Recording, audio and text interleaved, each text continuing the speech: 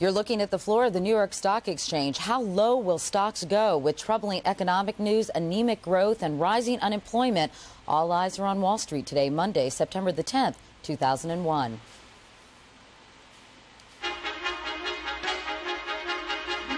From NBC News, this is Today with Katie Couric and Matt Lauer. Live from Studio 1A in Rockefeller Plaza. And welcome to Today on this Monday morning, everyone. I'm Katie Couric. And I'm Matt Lauer. You talked about anemic growth. It's at its lowest level in 8 years. So I know. Ouch. A lot of people are nervous and worried. Both the Dow and the NASDAQ are near their lows for the year now, and Wall Street has the jitters.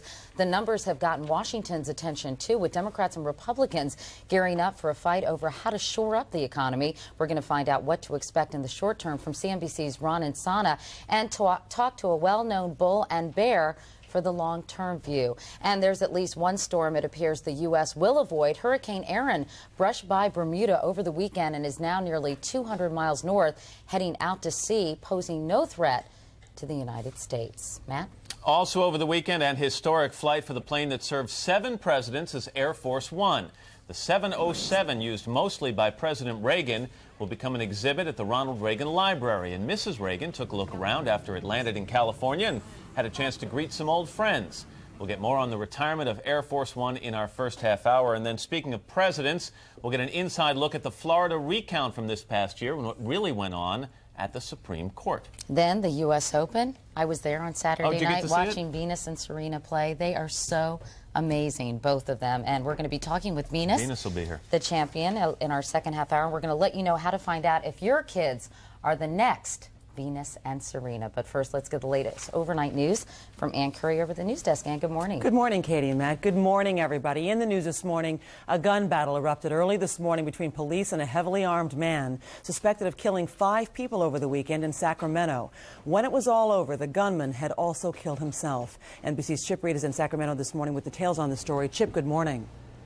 Good morning, Ann. There is a powerful sense of relief in Sacramento this morning. This is a city that has been on edge. This is the second mass murder here in less than 3 weeks. In Sacramento, the search for gunman Joseph Ferguson is over. Thank God it's over with. The 20-year-old who police say killed at least 5 people during a bloody weekend rampage died from a self-inflicted gunshot wound. This guy's a nut. He was bent on killing more people. And thank God that we were able to stop him. The shooting spree began Saturday night. Police were called to this location after reports of gunfire. I heard some gunshots, and after that burst of 5 or 6, I heard a lady scream. Here, police made a gruesome discovery, the bullet-riddled bodies of 2 security officers. Among the victims, Ferguson's ex-girlfriend. Police say he had been despondent following their breakup. A short time later, more gunfire was reported across town. Authorities found 2 more shooting victims, one of them also a security guard. Late Sunday night, Ferguson claimed a 5th victim, the man also a security officer. Police say the slain guards worked with Ferguson at Burns Security. There's nothing that I can say that would express the profound condolences that I have for the families of these security officers. For the community of Sacramento, the weekend shooting spree was a terrifying reminder. Just 3 weeks ago, Ukrainian immigrant Nikolai Soltis allegedly killed his pregnant wife and 5 others. Police say Ferguson even referred to that case, telling former co-workers, quote, "I'm gonna outdo Soltis."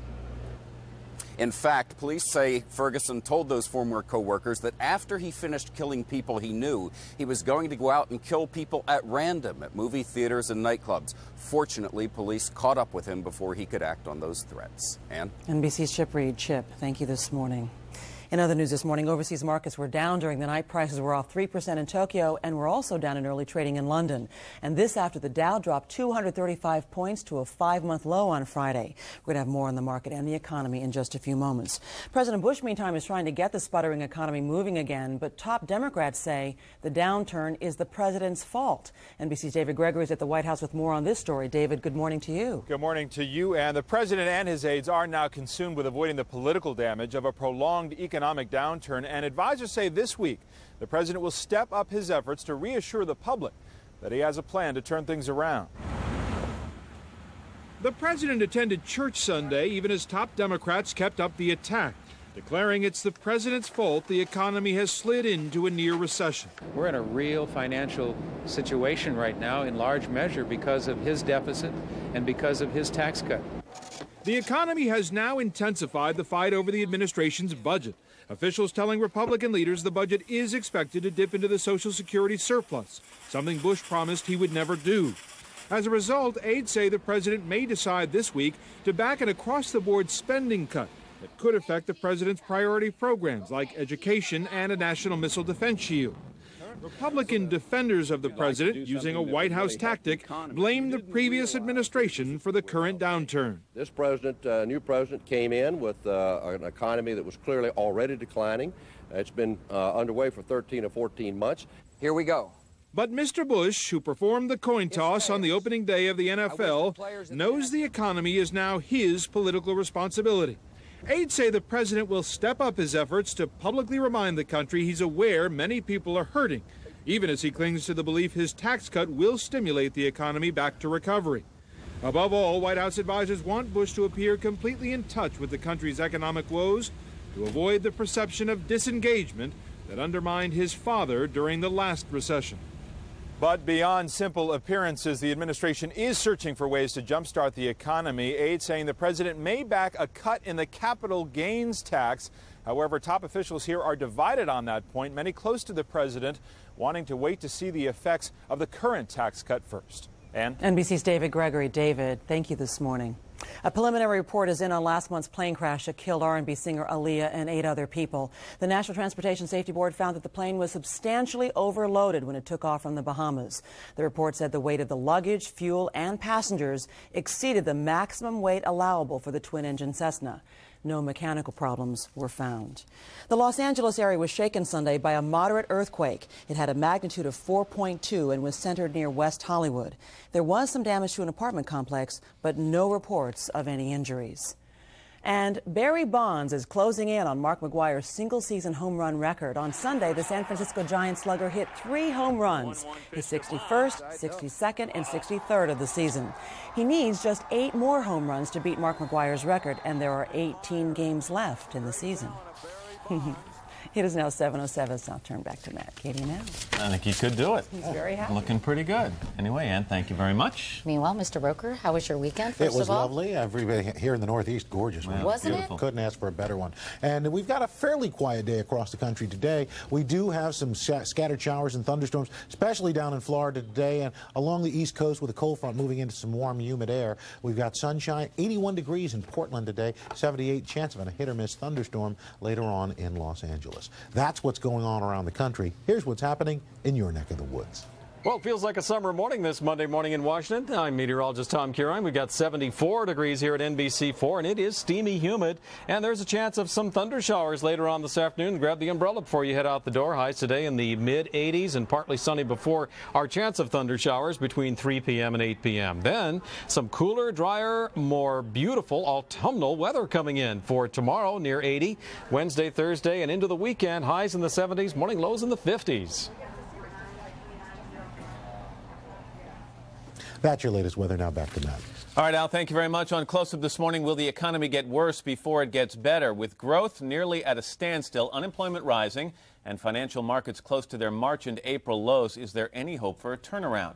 Ron Insana covers the markets for CNBC. Ron, great to have you back. Thanks, Matt. A lot of people want to keep the covers over their head this morning, should they? Well, it's going to be a bumpy ride this week. It seems fairly obvious to say, because after last week's decline in the Dow, in fact, it's a bad 10-day period, the worst 10 days for the market so far this year, and the overnight losses overseas, it looks like we're going to open on a sour note this morning. Dow last week down more than 200 points, NASDAQ down about 20 points. What was driving those numbers? Well, certainly the notion that the economic recovery is now going to be put off, maybe even beyond the fourth quarter of this year. The unemployment report was bad. We had some other economic indicators that were disappointing, and so the stock market's worried that we won't see any turn in the economy and no turn in corporate profits. We always talk about a bottom, finding a bottom. What are the signs? How do you except for the fact that you come on and say, okay, we're at the bottom, I mean, what are the signs leading up to a bottom that give us a clear indication? Well, normally for there to be a true bottom in the stock market, you need a panicky moment where things do seem fairly scary, the market goes down rather sharply, and then reverses reverses course on very heavy volume, even record volume at the New York Stock Exchange. Sustained volume over a period of days You'd or like weeks? to see it, certainly, but on a single day, you want to see the market reverse course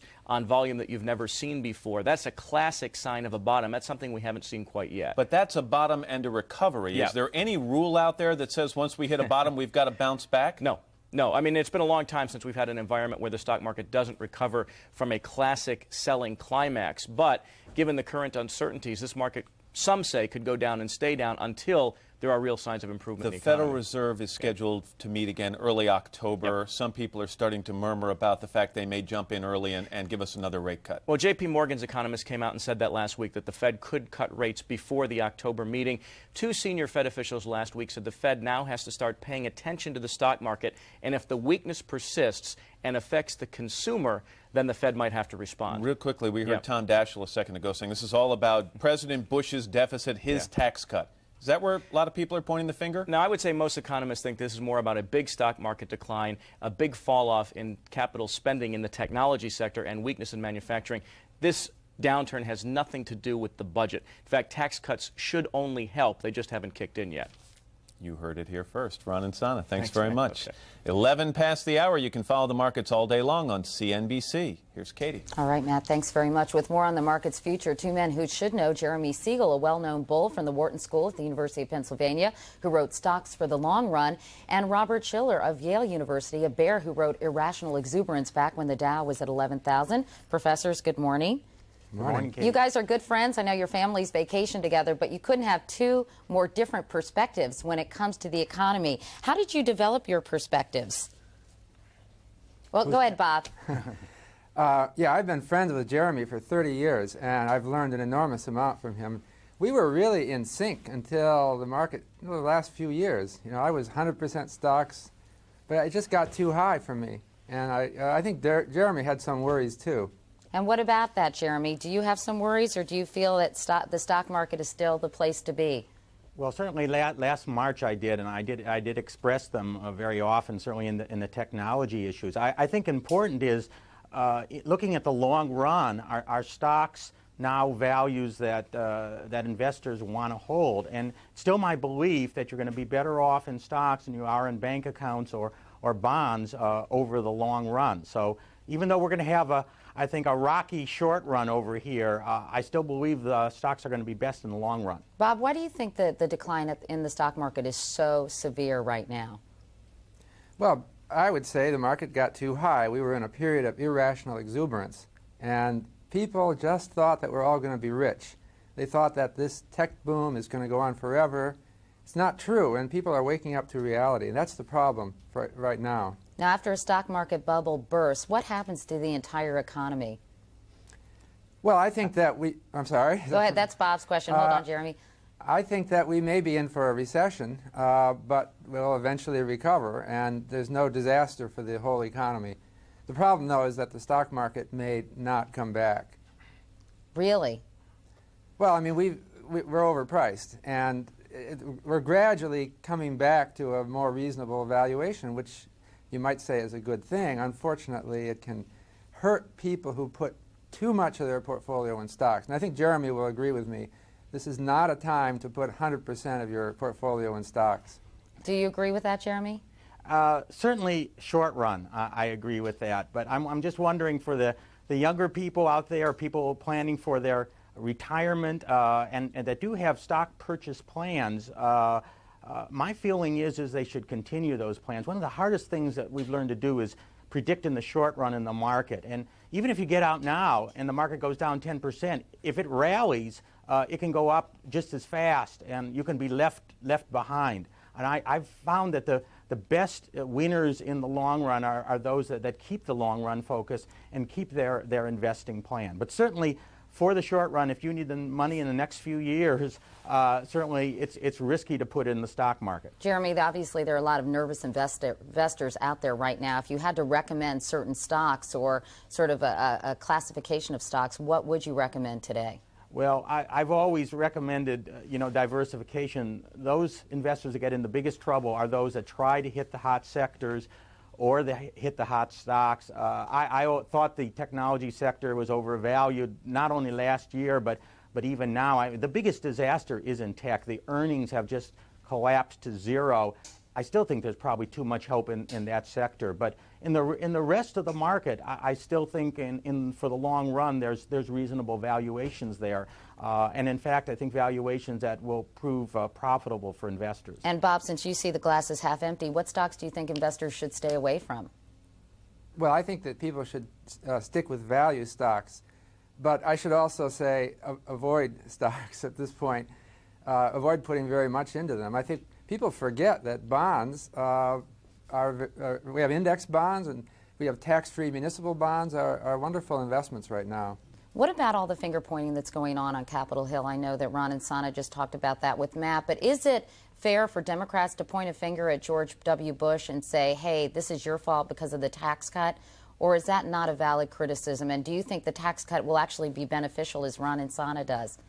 I think it's unfair. Certainly the tax cut, if anything, as Ron said, is going to help. I mean, this is a long cycle that really started in the Clinton administration, and as Bob said, irrational exuberance, the idea that technology and the internet will bring out a new era, and we're suffering the reality of that right now. It's really beyond the blame of certainly the administration, and really beyond, in large part, the control of the Fed. I mean, the Fed can help, and I think the Fed should be more aggressive on interest rates, definitely more aggressive.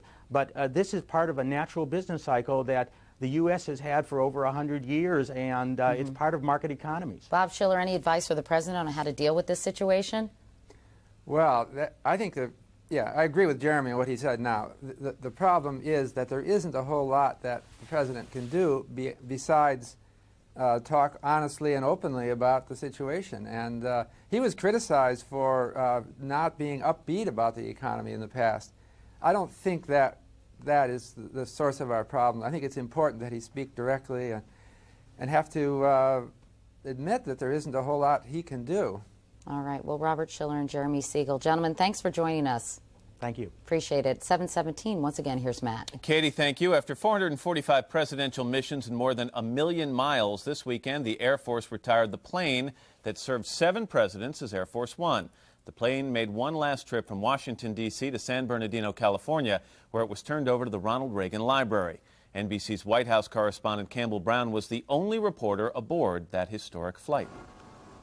Known by its tail number, SAM 27000, this Boeing 707 served almost 3 decades as Air Force One. Invited aboard for its last flight, the retired crew members who took care of the plane and the presidents whose presence on board gave it that special designation. I drove all the way from southeastern North Carolina to come and be with this crew to retire this airplane today because I've been to heaven and hell on this airplane. Flight attendant Howie Franklin, who served 5 presidents, for the first time made himself comfortable in the commander-in-chief's oversized chair. The old plane is smaller than the current Air Force One, more utilitarian than luxurious, built with tables and telephones for working aides and Secret Service. The president's quarters, a desk and pull-out couch, a communication center with the capability of getting anyone anywhere on the phone at any time. Rich Holley used to operate this massive switchboard, rounding up world leaders or more often, getting someone's parents on the phone just so they could tell mom and dad they were a passenger on Air Force One. Mr. or Mrs. So-and-so, this is the Air Force One operator. I have so-and-so on the line to speak with you. And, oh, you're kidding me. You hear all the screaming in the background. Oh, it's Joe, he's on Air Force One. For the former crew members aboard this final flight, it's brought back a rush of memories. Many were on hand for, even participants in some of history's most extraordinary moments. I shall resign. Like the flight that carried President Richard Nixon back to California after he resigned. The flight took off as Air Force One, but in midair, its call sign changed as President Gerald Ford was sworn in. Flight attendant Charlie Palmer says Nixon had one request. At precisely 12 o'clock, he wanted a martini brought in. That was, President Ford was being sworn in, so I mixed them up and put them on a tray. Lee Simmons served the drinks. So as they were broadcasting the swearing-in ceremony over the loudspeakers, him and Ron Ziegler was having a martini. SAM 27000 has flown 7 presidents in all, more than any other presidential aircraft. The crews learned each leader's sometimes quirky preferences. President Ford ate cottage cheese with A1 sauce. And discovered odd similarities. All the presidents like butter pecan ice cream, and they never told each other. The plane was used most often by President Reagan during his 8 years in office, flying Reagan to Berlin, where he challenged the Soviet Union to tear down the wall. It's he and wife Nancy Palmer misses most. I could not have asked to work for two better people. Reagan would tell him, quote, "Make sure my little girl is okay." But Mrs. Reagan set the rules. One of his favorite dishes, macaroni and cheese, but not when she's aboard. Brings back a lot of memories. Mrs. Reagan boarded the plane for a final look just after we landed in San Bernardino, gingerly making her way through to see a number of familiar faces, including an old friend. Hi. How are you? Great. I'm glad to see you. I'm fine. And on the ground, a welcoming ceremony as SAM 27000 becomes part of the Reagan Library. The plan to build a museum of presidential travel within the next year, where the plane will be on display for all to view this well-traveled piece of presidential history.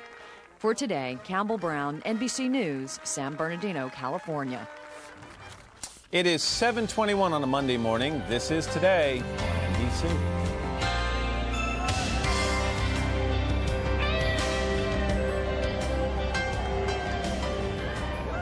The other half on the other half. It's about these four guys talking about intimate issues. My wife thinks that flirting is the same thing as infidelity. If you're truly going to be in love, you're going to have to do the work. The other half, a different kind of talk show.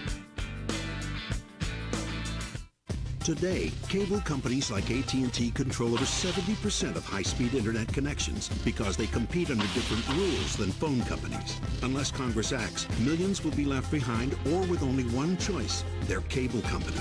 Now a study says a delay in high-speed internet rollout could cost our economy $500 billion. Toza and Dingle guarantees access to inner cities and small towns and would add billions to our economy.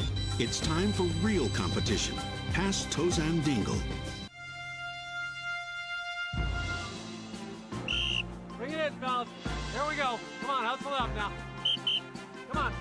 Here we go. Oh, there you go. There you go. Hit the pad. Hit the pad. There we go. There we go.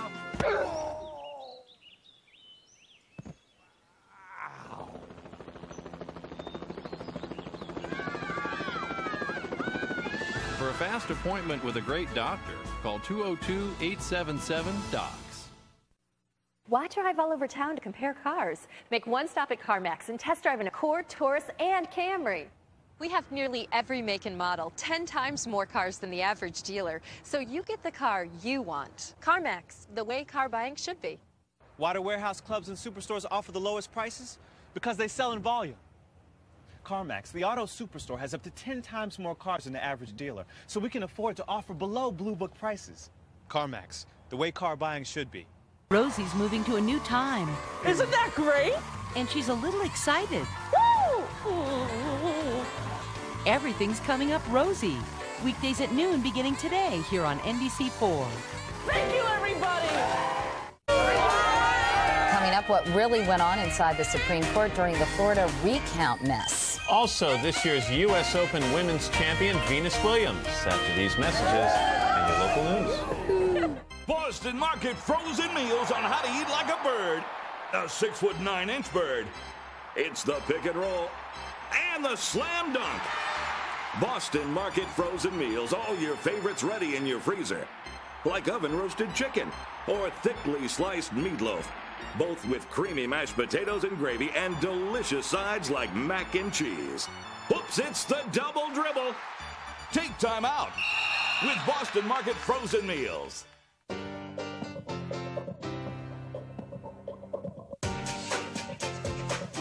Be adventurous. Be plugged in. Be involved. Be powerful. Be yourself. Because it's your choice, your voice, and your attitude. Today's AARP. I am a busy woman. I have 3 children and I'm married, so my time's limited. I'm a teacher and I sing with a big band. Walmart Supercenter is the place to go. I can get all my groceries, fresh produce. The meat department's great. Walmart Supercenter guarantees freshness, and that's a plus. My girls and I go up and down every aisle. We go to the electronics. We have a blast here. It's very convenient because it's a one-stop shop, and that means a lot to me because my time's valuable. I'm going to get the best prices, the best quality. Everything that I want is in this one store. I have fun here. It's just like being a kid again.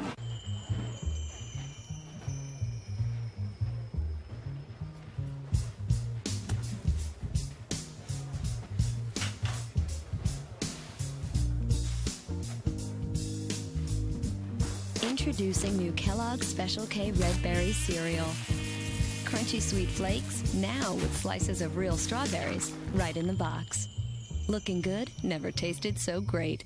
Kellogg's Special K Red Berries. It's new. Everyone's looking for that miracle cream. Mine's New Excellence Hair Color from L'Oreal. My non-drip cream just got better. Now it protects non-stop with lots of extra conditioner for beautiful color and no grays. New Excellence from L'Oreal Paris. This is a News 4 Today news break.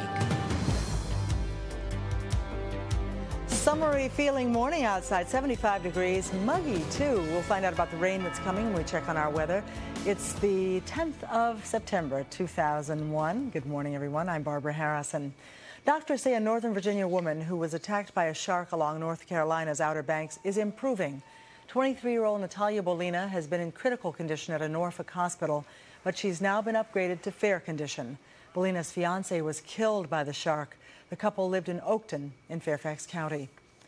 A new Washington Post poll says a majority of voters in Northern Virginia support an increase in the sales tax to raise money for local transportation and education projects. And starting today, it will cost 50 cents to make a call at a payphone in our area. Verizon says it's raising the rates because it's making less money from payphones now that so many people have cellular phones. We'll be back with a look at our weather and traffic in just a moment. Stay with us. This News 4 Today news break sponsored by DirecTV. Get DSL internet speed from DirecTV.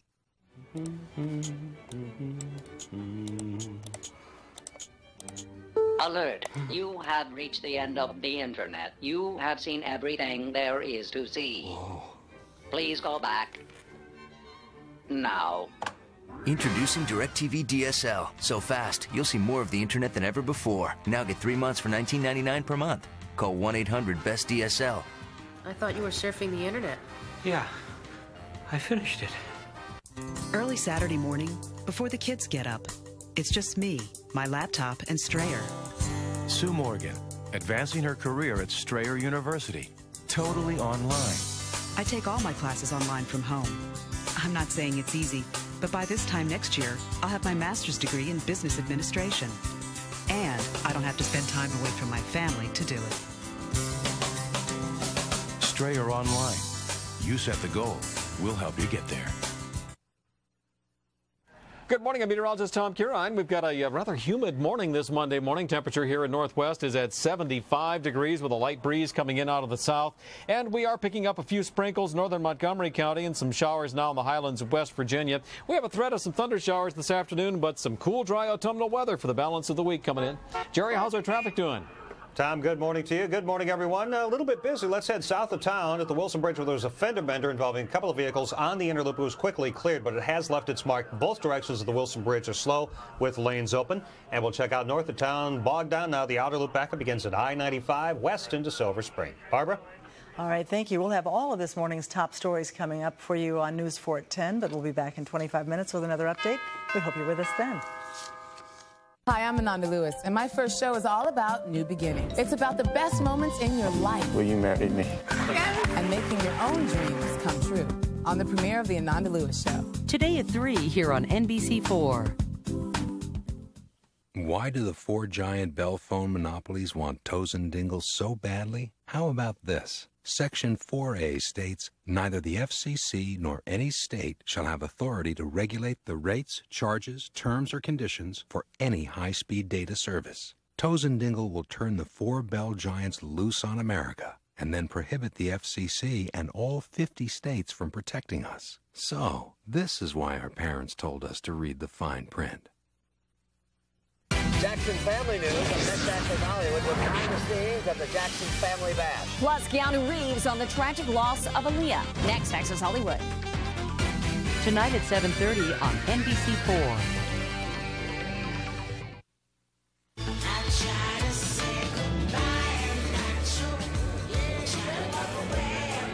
We're back now at 7:30 on a Monday morning. It's the 10th day of September in the year 2001, and we've got a colorful group of people outside our studio window right here in the heart of Midtown Manhattan. These people are listening to the music of Macy Gray. That's our way of telling you that she is our headliner this coming Friday as part of our summer concert series, Live on the Plaza.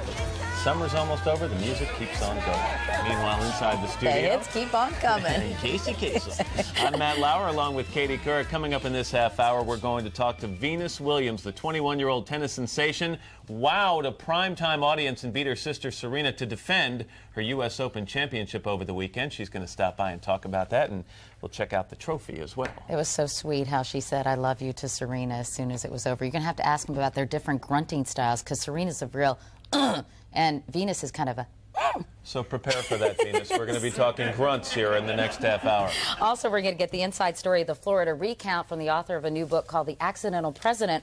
We'll find out what the Supreme Court justices really think of their decision to end it, what President Bush said when he finally heard the decision had come down, and other fascinating details from that 37-day odyssey. Who can forget that, right? It's right, exactly. Also, we're going to tell you another story about an election that's drawing more than its share of attention. But before we get to that, we'll get a check of the weather from Mr. Roker.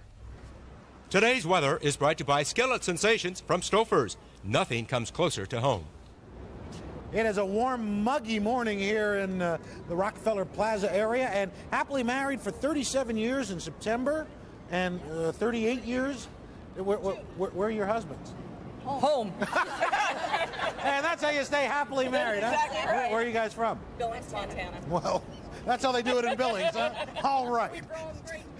There you go. Well, thanks for coming down and sharing, and happy anniversary. What are your husbands' names? Lane, Harvey. Okay, Lane and Harvey. Let's take a look. Smart. Hey, Hurricane Aaron, 190 miles north of Bermuda, 120-mile-per-hour winds. It's moving north-northwest and expected to turn to the northeast tomorrow, away from the northeast coast. We'll have swells and surf along the eastern seaboard. Tropical depression number 7, it could become Felix, 35 miles per hour, moving west at 10, about 1,000 miles east of the Lesser Antilles. We're going to keep an eye on that one as well. That's what's going on around the country. Here's what's happening in your neck of the woods. It's a humid Monday morning. Good morning, meteorologist Tom Curine. Temperatures are in the 70s now around town, low and mid-70s. We have some showers showing up on radar. The Potomac Highlands, these are moving off to the northeast, and a few sprinkles as well showing up in southern Fairfax County as well as in northern Montgomery County. These are moving off to the northeast as well. And the greater threat for some showers and thunder, though, this afternoon between 3 p.m. and 8 p.m. Going to be kind of a humid day, highs in the mid-80s, but we do have some cooler, drier weather coming in for Tuesday for the balance of the week. And we got a baby in a backpack back here. Who's that? It's Nate. Nate, how old's Nate? 6 months. All right, thanks for bringing him by. Thanks. Big Yankees fan. All right, let's head back inside the minute. All right, Al, thank you very much. Saturday night, the Williams family got together for a little tennis under the lights. In front of a sellout crowd at Arthur Ashe Stadium, 21-year-old Venus Williams defeated her baby sister, 19-year-old Serena, for her second straight U.S. Open title. Venus Williams, good morning. Congratulations. Good morning. Well, I mean, was this easy? Can I ask you, was the whole tournament easy? I was looking back at your scores this morning of these matches. You didn't lose a set. No, I didn't. This is my first title where I haven't lost a set. I guess it's one of my best accomplishments so far, and really one of the most exciting Grand Slams for me and for my family. Venus, it's supposed to be hard. This is supposed to be a major event. The competition is the best in the world. You didn't lose a set. I mean, that is astonishing. I guess I had a good week, and I played some great players, a lot of great players, and I was able to get off scot-free, so, you know, I'm pushing my luck maybe. So much is made when you and Serena face each other in any tournament, but in particular a Grand Slam and the final of a Grand Slam. So much is made about it. Tell me about the preparation for that match in terms of the day of the match. What do you and Serena talk about? Do you bring it up? I mean, do you say, hey, here's how it could go tonight? Well, you know what? We had defeated the number 1 and 2 players respectively to get to the final, and you know that was great enough. But then the next day we had to turn around and play the final. So it was all just such a rush and so fast that we're still kind of soaking it in and enjoying the moment and having a great time. But in the end, we both won, and we both sharing the titles. This is the third year that it's been in the Williams family. But when you say we both won, okay, I have a sister. I love her dearly. But if it came to her standing across the net from me in a Grand Slam event, I'd want to beat her. And that's the fact. We both want to beat each other. We both want to win. And we understand each other as competitors on court, of course. But off of the court, we both understand that it's all over. So that's where we can, draw the line. Is 2 years a big deal at your age when it comes to a Grand Slam final? I mean, you're 21, she's 19. She seemed a little more nervous about being in this final than you did. She made a lot of unforced errors. Do you think it was an experience and age factor? Well, when it came down to it, I think it was about who was going to serve a little better and who was going to make the least amount of mistakes. And fortunately enough, I was able to do it. But the next time around, I might not be as lucky. So Serena's going to be here talking with you. When your match was over, you two met at the net, and we could see you said, "I love you." After the match and you're in the locker room, you shower, you go home, talk of tennis over for a little while? No, we don't really talk about it that much. There's quite a lot of other things in life that we talk about. They're a lot more pressing. If you're a big sister, it's your job to protect your little sister throughout your life.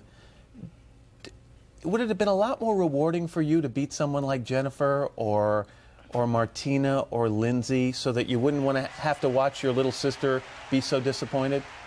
I don't think Serena was disappointed at all.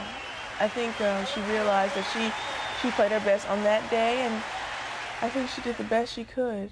And really, I was happy to meet her in the final because then we'd done all we could do, and in the end, whoever won the title was decided between us. This was a big event, primetime TV, sold out Arthur Ashe Stadium. A lot of celebrities in attendance, all right? Robert Redford, Helen Hunt, Spike Lee. I read this morning that you were actually watching the monitor. I was watching the monitor. I was a little bit unfocused on the changeovers. So you would sit down, look up, and say, "There's Spike Lee"? I did. I did. I couldn't keep my eyes off, It's a one-time occasion, and if I don't get to the primetime final next year, I'm going to say I missed my chance.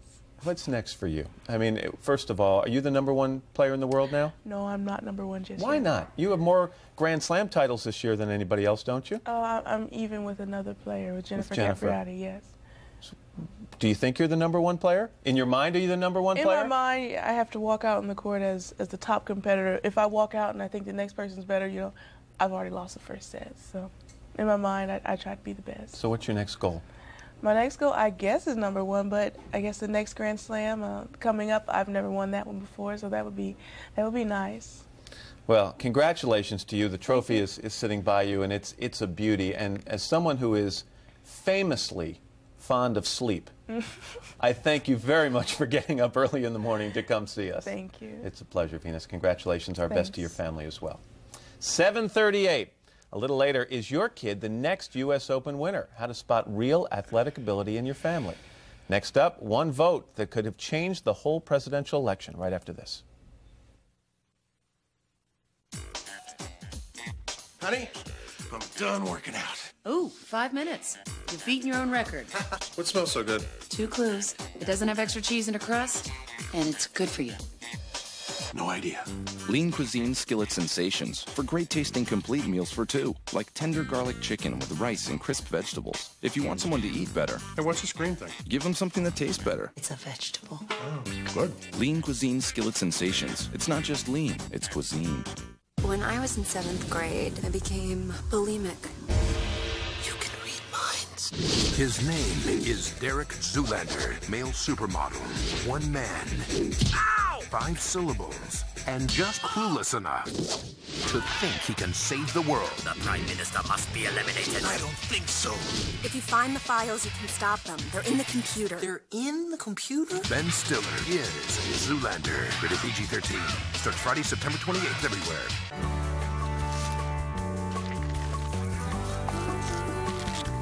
Tropicana Pure Premium Grove Stand is made from only fresh oranges, never from concentrate. It's as close as you can get to the orange. Tropicana Pure Premium.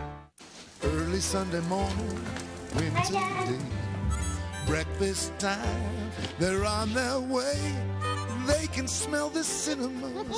Nothing brings my family to the table like these grand cinnamon rolls from Pillsbury. You know, they're not just ordinary cinnamon rolls, they're grands. Yeah, who can resist that cinnamon kiss from my heart to yours? My heart to yours. No matter what anyone tells you, do not chew this new extra polarized gum. It'll change you.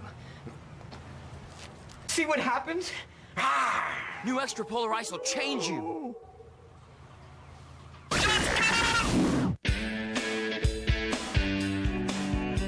We're in different ends of the music spectrum, but actually we're the same color. Nice and easy Doc Auburn, number 112. Long-lasting color that rocks for me. In perfect harmony with me. Works with my own tones and highlights. It gives me amazing color. With one enticingly subtle difference. Me. It's natural color, all my own. Which is the best color there is. Nice and Easy by Clairol. A beauty all your own. The Florida recount battle turned into 37 days that rocked America to its constitutional core. Now that the dust has settled, what went on in the back rooms of the biggest political fight in America's history is coming to light. The latest edition of Newsweek magazine, which hits newsstands today, has an excerpt from a new in-depth book about the Florida fight. It's called The Accidental President: How 413 Lawyers, 9 Supreme Court Justices, and 5,160,110, give or take a few, Floridians landed George W. Bush in the White House. David Kaplan is the author of the book. Good morning. Nice to see you. Glad to be here. All right, so how would you describe this book in a nutshell? An in-depth, definitive account of the election told with a sense of humor and particularly getting behind the scenes of the Supreme Court. Isn't it hard to have a sense of humor when it comes to this whole mess, or was it? It's hard, I think, with a little bit of distance. Some of the scenes, like that opening motorcade ride, and some of the scenes from the recount. You mean the motorcade ride with the ballots? No, the motorcade when Gore is on his way to the War Memorial in Nashville and then all of a sudden finds out, no, it's not 50,000 votes, it's a few hundred. I shouldn't be conceding. Some of those scenes are absurd, and I try to lend some humor in the book to it. Obviously, for the candidates, there wasn't a whole lot funny. And even now, when I'm talking with people on both sides and you ask them, looking back, isn't this amazing? And they say, amazing, yes, funny, no. Yeah, passions are still incredibly Absolutely. high on both sides. Now, the Supreme Court is notoriously secretive. How were you able to get so much information and learn so much about what went on in those chambers and sort of in conversations, you know, that occurred afterwards? Some good reporting, some luck. One of the luxuries you have writing a book, as opposed to doing journalism, is you have time. It's not daily deadline or weekly deadline pressure. You have months, and if a couple of people talk to you, that leads to a few more. So, and people are sometimes more comfortable saying things if you don't use their names when they talk to you on background. But it was nice that I could add some detail about the court, which was the one missing picture from the recount. The Florida recount effectively ended with a 5-4 decision in favor of George W. Bush on December 12th.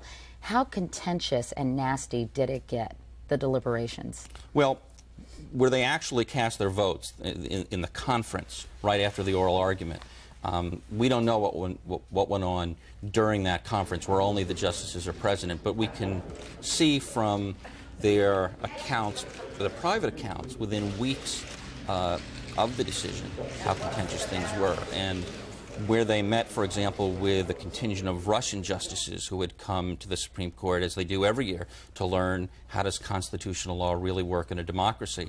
The justices were very frank in explaining some of their frustrations, and David Souter, when he met with a bunch of prep school students, also expressed his frustration that if he had one more day, maybe he could have turned a 5-4 vote for Bush into a 5-4 ruling for Gore. He was thinking that he could sway Justice Kennedy. Exactly. His nickname during this whole debacle became Flipper. Well, he's been known inside the court, particularly by some of his detractors, as Flippers, as in the old TV show. And the notion is that he equivocates and he wavers, and in key abortion decisions, for example, he's sometimes flip side. So Souter's hope was that with a little bit of time, which you usually have in a Supreme Court decision, maybe he could get Kennedy to go the other way. He obviously didn't succeed. Kennedy felt very strongly that it was the Supreme Court's job to make this decision. He kept talking about taking responsibility and stepping up to the plate, didn't he? Exactly. Kennedy's view as a justice, beyond liberal or conservative, is, I think, about the primacy of the court. That you've got to take responsibility for your role as a justice. Not a whole lot of thought about judicial restraint, about leaving it to another branch of government to decide like Congress. And you see that in lots of Kennedy opinions over the years. Justice Breyer was very outspoken. He said this was the most outrageous, indefensible thing the court had ever done. He had said that, according to someone in the room, he had said that to the Russian justices when one of them said to him rather sardonically, so explain this again to us, because in our country maybe people accuse of the system of having judges in the pockets of the executive. But here in the United States, that's not supposed to happen, isn't it? I think that kind of goaded Breyer. And again, it's a private setting, and they assume those comments would never become public. Well, one of the Russian judges said to apparently two members of the Supreme Court, or to someone in particular, in our country, we wouldn't let judges pick the president. Exactly. And, you know, you think if you're a Russian judge in a new democracy, you've been hearing all these years about the American system, and you kind of scratch your head and say, run this by us again? Let's talk about some of the game plans that the Bush and the Gore team had in place. You write that Vice President Gore had Erin Brockovich in his back pocket. He was going to call on her to help. The Bush campaign had phoned John Danforth, who was on vacation, to sort of help at the last minute. But both plans were scuttled. How come? Well, the Brockovich scene is one of my favorites in the book. A few days after Election Day, when they're trying to decide what to do, they haven't even settled on recounts. They're focusing on the butterfly ballot issue in Palm Beach, and how do you collect all these war stories to show that hundreds of thousands of people were confused. And Gore called up one of his top aides, Ron Klain, in the middle of the night and said, I know what to do. We'll get Erin Brockovich involved. Not Julia Roberts, the real Erin Brockovich, who's really good at collecting stories. You know, you saw the movie, and Ron Klain was half asleep and said, you know, sure thing, Mr. Vice President, let's talk in the morning. And 20 minutes later, Gore called Klain back and said, no, let's go with Erin Brockovich. Now, she was never seen in Florida. The idea never went anywhere. On the Republican side, John Danforth, the former senator from Missouri, and a very respected fellow on both sides, was recruited to lead the federal court action. He was down on vacation in the Caribbean. But his initial reaction was, federal court? What federal issue is there? And we as Republicans loathe going to federal court. I'm not sure that makes sense. And the Republicans, Jim Baker, Don Evans, said, no, you should do this. But he wasn't enthusiastic. Okay. And then he backed out, and after he had signed up and checked out of his hotel, they said, nope, stay, have a nice vacation. Yeah, your heart's not in Absolutely. In it. All right. Well, David Kaplan, interesting book about a very interesting period in our history. I'd repeat the title, but we only have 3 hours. It's actually the short version. It's called The Accidental President. Thanks so much for coming by. It is 7:47. Up next, an election race of a different kind. But first, these messages. I have asthma. I also have 2 brothers and a dog, Max, and friends I hang out with. I don't want to miss out because of my asthma. Singulair can help you control your child's asthma. Singulair is different from many daily inhaled controllers. It's not a steroid, and it's a once-a-day cherry chewable tablet that can help control your child's asthma for a full 24 hours. Singulair is available for children 2 years and older, and also for adults. Singulair should not be used to treat acute asthma attacks. Your child should continue taking their other asthma medicines unless their doctor tells you to stop or change the dose. If symptoms get worse, contact your child's doctor at once. Side effects are generally mild and vary by age and may include headache, flu, runny nose, and ear infection. For more information about Singulair, ask your child's doctor. And ask about adding once-a-day Singulair. Singulair, asthma control that can help you both breathe easier. Every kid's got the same problem. Our moms are too busy for lunch, so they want something quick, right? Right. And they said it has to taste good, right? They said right. What are they thinking? I don't have the strength for this. Betty Crocker thinks lunch should taste great, and delicious bowl appetits do. Add water, microwave, and in minutes, a rich, creamy pasta Alfredo or a savory herb chicken vegetable rice. Delicious Betty Crocker bowl appetit lunch bowls. Thank goodness for Betty Crocker, whoever she is. Riboflavin. It helps heal those bumps and bruises. And it's in Quaker oatmeal because someday Jan might not think of a bandage as a fashion statement. Just another reason to start their day the Quaker way. Warms you heart and soul.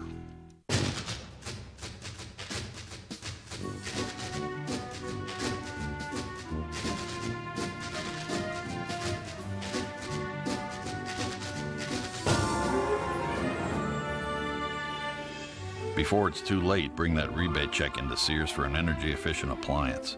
Sears sells more energy-efficient appliances than anyone, so it'll help you save money long after tax rebates are history.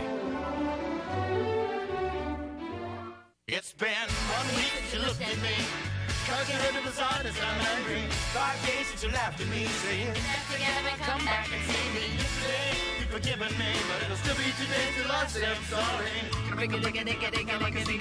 Like vanilla, it's the finest of the flavors. Gonna see the showcase and you know the burger goers and my door is a banger. You'll have to sign a waiver. I have a tendency to wear my mind on my sleeve. I had it's been 1 week since you looked at me. Dropped your arms to the sides and said I'm sorry. Well, Rockstar didn't fare nearly as well as expected at the box office over the weekend. Nevertheless, our Gene Shalit thinks Jennifer Aniston and Mark Wahlberg make beautiful music together in this heavy metal movie, which he says rings true. Good morning and welcome to the Critics' Corner. Pittsburgh, early 1980s. Chris Cole, a still living at home youth, Mark Wahlberg, is so obsessed with a heavy metal rock band called Steel Dragon, and he so idolizes that band's frontman that he forms his own copycat band, Dragon in the Dragon Style. This is Hollywood, so the heavy metallurgists discover him, hire him, and he becomes the name of this movie, Rock Star, directed by Stephen Herrick. He's a whale of a singer, that's W-A-I-L. He shatters the decibel barrier. He proves his mettle. Now he descends into the amplified mega-dosing world of groupies, gropies, touring, and sex buffets. That guy is going all the way. Cole's girlfriend, Jennifer Aniston, stays with him every non-stop stop of the way until she can no longer stand putting up with the band's bevy of putting out promised cuties. And that, well, we all know what that is, right? I think we better go, mate. The heavy metal atmosphere, lurid behavior, the nights and sounds, they all have the din of authenticity. What's going on? His wife ran off with Peter Gabriel. Wahlberg and the bona fide musicians in this movie are all convincing, with a vivid portrayal by Timothy Spall as the band's chain-smoking manager. The good Lord has given you a hell of a voice.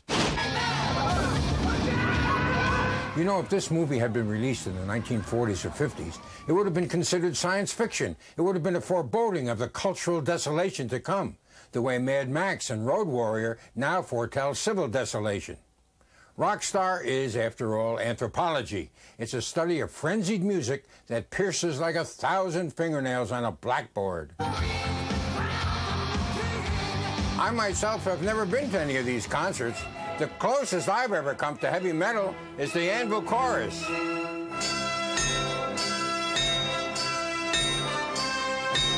Take that, Wahlberg. That's music.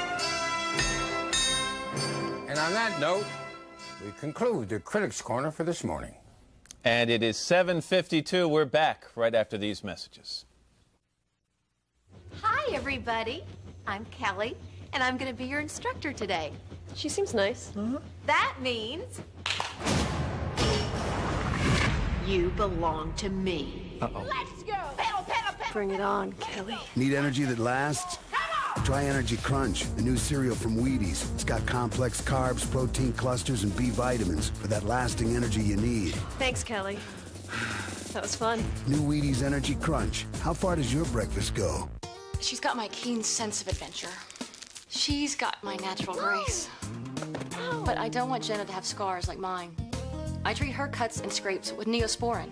Neosporin not only kills more strains of infectious bacteria, a clinical test shows that treating scrapes with Neosporin helps minimize the appearance of scars. She's even got my classic beauty. Prevent infection. Help minimize the appearance of scars. Use Neosporin. Every cut, every time. All skin is not created equal. It's more delicate around the eyes. L'Oreal creates new Advanced Revitalift Eye. Smooths with Pro-Retinol A. And firms with Paralastol. New Revitalift Eye. Only from L'Oreal. You're just 6 hours away from more beautiful eyes. Typical dry cat food. Now Whiskas savory nuggets with the soft center. Perhaps we should try another building. Whiskas with savory nuggets. What cats want. I like to come here early in the morning. before the rest of the world puts their 2 cents in. When you have pain and sleeplessness, but worry about taking something, reach for Tylenol PM. It's non-habit forming, stops your pain and helps you sleep, so you can wake up refreshed. If I don't have a good morning, I don't hold out much hope for the rest of the day. Take comfort. It's Tylenol PM. In our house, the homemade taste of Stouffer's lasagna brings everyone together. Where are we going? I'm going to the movies with Sarah. Where are you running? Robbie's. With Stouffer's rich layers of cheese and tomato sauce, it's more than just a dinner. It's Stouffer's lasagna night. I thought you guys were going out. I'm not going out. He's going out. I'm not going out. He was going out. What? I got home. Nothing comes closer to home. So coming up in our next half hour, we'll start a special week-long Forever Young series called Living Better Today. And this morning, we're going to talk about improving your brain power and your memory. I could really use that. That's going to be interesting. It's really on reversing the aging process all week long, He's right? trying to slow it down. What are we going to be doing that on? Also, designer Kenneth Cole, but first, You are watching Today, America's favorite morning program. This is a News 4 Today news break. A cloudy morning here in the nation's capital, a little bit muggy too, 75 degrees, warm out there this morning, but a cool front coming. Tom will tell us about that coming up. Good morning. I'm Barbara Harrison. It's Monday, September 10th, 2001. It's been 11 weeks since a group of Southeast Washington residents were evacuated from their homes because of a fuel spill at a local gas station. They're still living in hotels and wondering when the city will decide their homes are safe. The spill happened June 19th. 13 families were evacuated and 3 others were asked to move out of their homes near the BP Amoco station at 41st Street and Alabama Avenue Southeast. The Federal Emergency Management Agency is closing one of its disaster recovery centers and reducing the number of its workers in the district. Today, FEMA will close its center at the Harry Thomas Recreation Center in Northeast. The center at the Reeves Municipal Center in Northwest will remain open from 10 a.m. until 6 p.m. Monday through Friday. And Arlington County leaders are angry that they've been left out of plans to expand Arlington National Cemetery. The Pentagon wants to take 2 parcels of land from the National Park Service. One is near the Iwo Jima Memorial. The other is near Arlington House, which is the centerpiece of the cemetery. The House of Representatives will take up the issue this week. And when we come back, we're going to look at weather and traffic in just a moment. Stay with us. This News 4 Today news break is sponsored by Melwood, creating opportunities for people with disability. Kathy has a place to call home. James has a job for the very first time. Help create more opportunities for success. Donate your used car, truck, or boat to Melwood. You'll receive a great tax deduction benefit, and we'll tow your vehicle for free. Call Melwood at 1-800-333-4788. That's 1-800-333-4788. Melwood, a Washington area nonprofit agency serving people with mental retardation for over 30 years.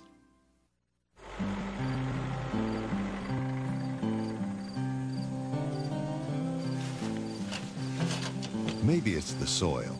Nope. Got to keep looking. Maybe the sun. Or just something in the air. Nope. Not here. But things just naturally seem to grow faster in the South. There you are. Lotto South. New from the Virginia Lottery. Current jackpot, $2 million. Whoa, it grows fast. Good morning, meteorologist Tom Curine. Digital Doppler XT radar picking up some scattered light rain showers around this morning in Fauquier County, Fairfax, Montgomery, Howard, and Carroll counties. These are all slowly moving off to the northeast, just some scattered light showers around now. But we have a greater threat for some thunder showers between 3 o'clock and 8 o'clock this evening. Highs today reaching the mid-80s, and skies should go partly sunny here in the next couple of hours. And then tomorrow, some comfortable, more autumnal-like weather, cooler and drier from Tuesday into the weekend starts. Now let's check on that traffic. How's it going, Jerry? Hey, Tom, a little bit busy out there. Good morning, everyone. The trip around town getting pretty slow. Here we are in Springfield. Several long stretches of heavy traffic on 95 to the Occoquan and beyond. But right now, no accidents in traffic. Coming in from the North Country this morning along 270. Live pictures of 270 at 118. Pretty heavy, but presently no accidents reported. Barbara? All right, thank you very much. We'll have all the news coming up on News 410, but we'll be back in 25 minutes with another update. We'll see you then. November 29, 1999, Helms-Biden becomes law, promising the UN America's overdue bills will be paid if the UN makes changes. It does that and more, even naming an inspector general to cut waste. But we don't pay. Then the Senate votes to pay the bill, and the House too. Now, 2 years after Helms-Biden, congressional gridlock still stops payment. Before President Bush makes his first speech at the UN, Congress should honor our commitment and pay the UN bill. Great nations keep their word.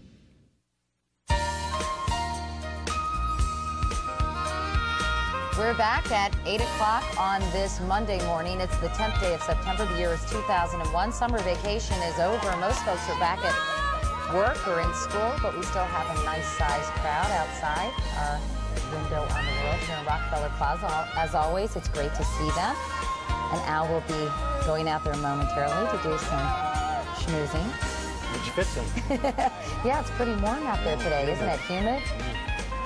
But I was looking at the long-range forecast, Mr. Roper. Were you? By the end of the week, high temperatures of about 70 degrees. That's right, nice and cool, more fall-like. I love that time of year. And, Yeah, and up north, the September's trees beautiful. are starting to change a little bit already. Really? Yeah, just a tad. Oh. It's a world gone mad. Anyway, inside Studio 1A, I'm Katie Candle in Kirk. the wind. That's an Inside inside joke. joke. Along with Matt Lauer and Al Roker. Coming up in this half hour, a perfect mother and businesswoman goes missing in Susan Isaac's latest murder mystery. It's called Long Time No See. The best-selling author is here to tell us more about it and why, after all this time, she decided to bring back the amateur sleuth from compromising positions. Her very first novel. Matt? Also, we're going to begin a week-long special series on Forever Young. It's going to talk about focusing on your brain. We're going to actually, the whole series is about living better. This morning, we're going to focus on your brain and how you can improve your memory. Then a little later on, former Beatle Paul McCartney first met Heather Mills back in May of 1999 at a charity awards presentation. This past July, the two became officially engaged. Well, tonight, Heather will receive an award for her work on behalf of the victims of landmines. She's going to be here to tell us a little bit more about that in just a while. And also, it is Fashion Week here in the Big Apple. Lots going on all over the city. Designer Kenneth Cole will be here this morning to give us a preview of his spring 2002 collection. Hard to believe that you're starting to see spring fashions when most people haven't even bought their fall clothes yet. No, I haven't. Me neither. How about you? Been shopping a little bit, yeah. Anyway, before we get to all that, first, Ann has the morning's top news stories. Ann, good morning again. Good morning again to you, Katie, Matt, Nell, and all of you this morning. In the news this morning, a former security guard wanted for the shooting deaths of 5 people over the weekend shot himself to death this morning after a furious gun battle with police in Sacramento, California. Police found 20-year-old Joseph Ferguson dead in his car. They say he was upset because he was suspended from his job and recently broke up with his girlfriend. She was one of the 5 people who were shot to death. An earthquake rattled Los Angeles residents on Sunday. The quake was centered just outside West Hollywood. It damaged an apartment building but caused no injuries. People felt it as far away as 70 miles away. Scientists say, however, there is a chance the magnitude 4.2 quake might be a precursor to a bigger one. Firefighters are battling a blaze outside Sacramento that has burned 26 homes. The fire has forced residents in 400 homes to evacuate, and officials say they don't expect to contain the fire before Wednesday or Thursday. A preliminary report blames an overloaded plane for last month's crash that killed singer Aaliyah and 8 others. The plane went down shortly after takeoff in the Bahamas. The National Transportation Safety Board says the weight of the luggage, the passengers, and the fuel far exceeded the maximum weight for the twin-engine plane. Jury selection begins tomorrow in a competency hearing to see if Andrea Yates is fit to stand trial for murder. Yates is the woman charged with drowning her 5 children in Houston. NBC's Jim Cummins reports. Andrea Yates was a woman so tormented by depression and psychosis, she scratched bald spots in her scalp while having visions and hearing voices that told her to get a knife and hurt someone. Those are among the findings of her doctors in more than 1,000 pages of medical records filed by Yates' lawyers with the Houston court, where Yates faces charges of drowning each of her 5 children, one at a time, in the family bathtub. The records show that in the last 2 years before the murders, Yates was hospitalized several times for threatening or attempting suicide shortly after giving birth to one of her babies. When Yates was admitted in May this year, barely 6 weeks before the murders, her doctor wrote, "The patient's mother-in-law had found the patient with the bathtub filled up with water, and the patient was not communicating with anyone about her intent." This week, there will be a hearing to determine whether Yates is mentally able to stand trial for the murders now. Houston lawyer Dick DeGuerin, who has defended other women in child murder cases, says this is what the jury must decide. Is this person presently able to assist their lawyer in preparing for the case and going through the trial? Yates' family says she is doing much better now that she's been hospitalized almost 12 weeks and is on the right medications. If the jury decides Yates is able to stand trial for murder, she will face the death penalty. Jim Cummins, NBC News, Dallas. Gasoline prices are on the rise. According to the Lundberg survey, prices over the past 2 weeks rose about 5 cents a gallon. The average price at the pump is now $1.56 a gallon. It is now 8:05, and time for the weather now. Today's weather is brought to you by Minute Maid Premium Orange Juice. It only takes a minute, but the feeling lasts all day. Another check at 8:30. We're out here. Hello, Metropolis, the home of super. What's going on? We're up here visiting New York City. 8:30. Who's got the little S underneath his shirt? Is it you? Are you from? It's you. Okay, there you go, Clark. Well, thank you very much. Let's check your weather, see what's going on, and we'll show you that we've got some wet weather moving through the Great Lakes, working its way toward the northeast. Some strong storms later on this afternoon could occur as this cold front works its way in. The rest of the country looking pretty good. We got lots of sunshine from the Mississippi and Ohio valleys all the way back into the southwest. Pacific Northwest looks nice as well. Look for a lot of wet weather in central and southern Florida today. That's what's going on around the country. Here's what's happening in your neck of the woods. Mostly cloudy, humid this morning. Temperatures in the mid-70s. Good morning. I'm meteorologist Tom Curine. Radar picking up a cluster of showers coming into the central Shenandoah Valley out of the West Virginia highlands this morning. And closer to home, we have a few sprinkles showing up, some scattered light showers in Fairfax County, Montgomery County, into points north. And as the day progresses, we'll see a little sun in and out, but a greater chance of showers and thunder from about 3 o'clock p.m. until 8 p.m. And then some cool, dry autumnal weather coming in starting Tuesday into the weekend. That's your latest weather. Now here's Gail. All right, Al, thank you very much. Next up, tips on how to live longer and better and actually remember what you did yesterday. But first, these messages.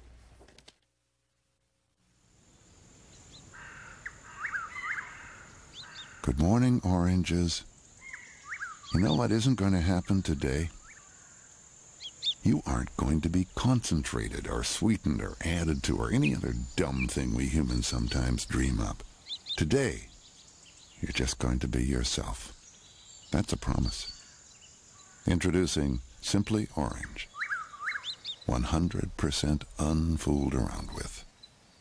Dad dyes his hair. Got a rash on his. Mom made Dad get a new secretary. Has to sleep on the sofa. Mom had to cut up all her credit cards. We don't pay for cable. My sister dresses like a floozy. Need a little quiet time? Give them a Quaker Chewy. Wholesome granola now mixed with delicious chunks of Nestle Baby Ruth bars.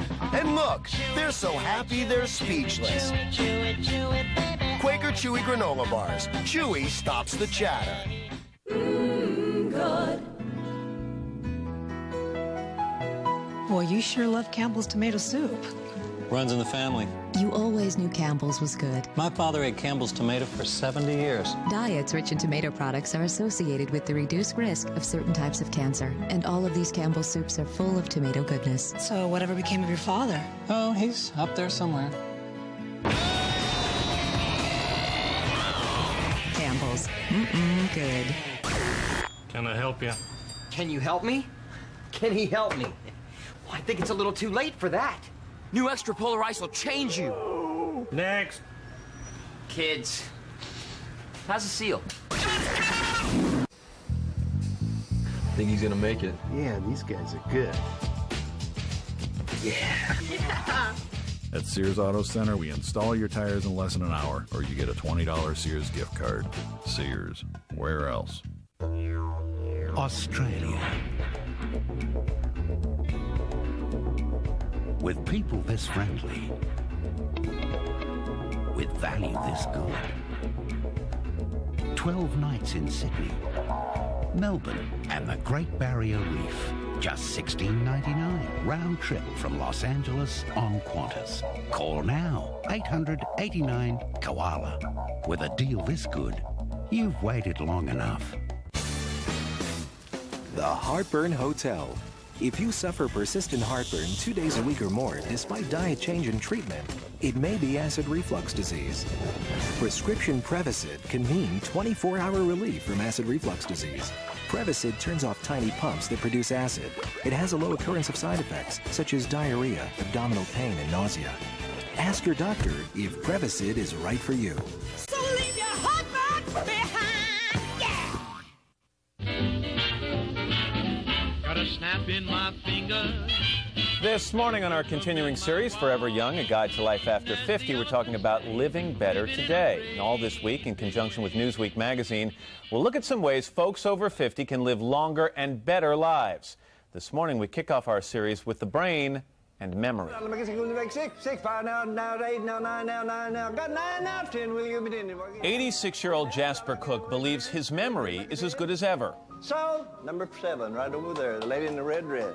I'm a minister and an auctioneer, and you better have a good memory or else you're out. But for many others in his community, the notion of memory loss weighs heavily on their minds. Being a senior and being on a fixed income, I'll go to the store, and the things that I go to the store for that I need, if it's not written down, I'll spend about $60 and come home and still won't have what I originally went to the store for. Joy.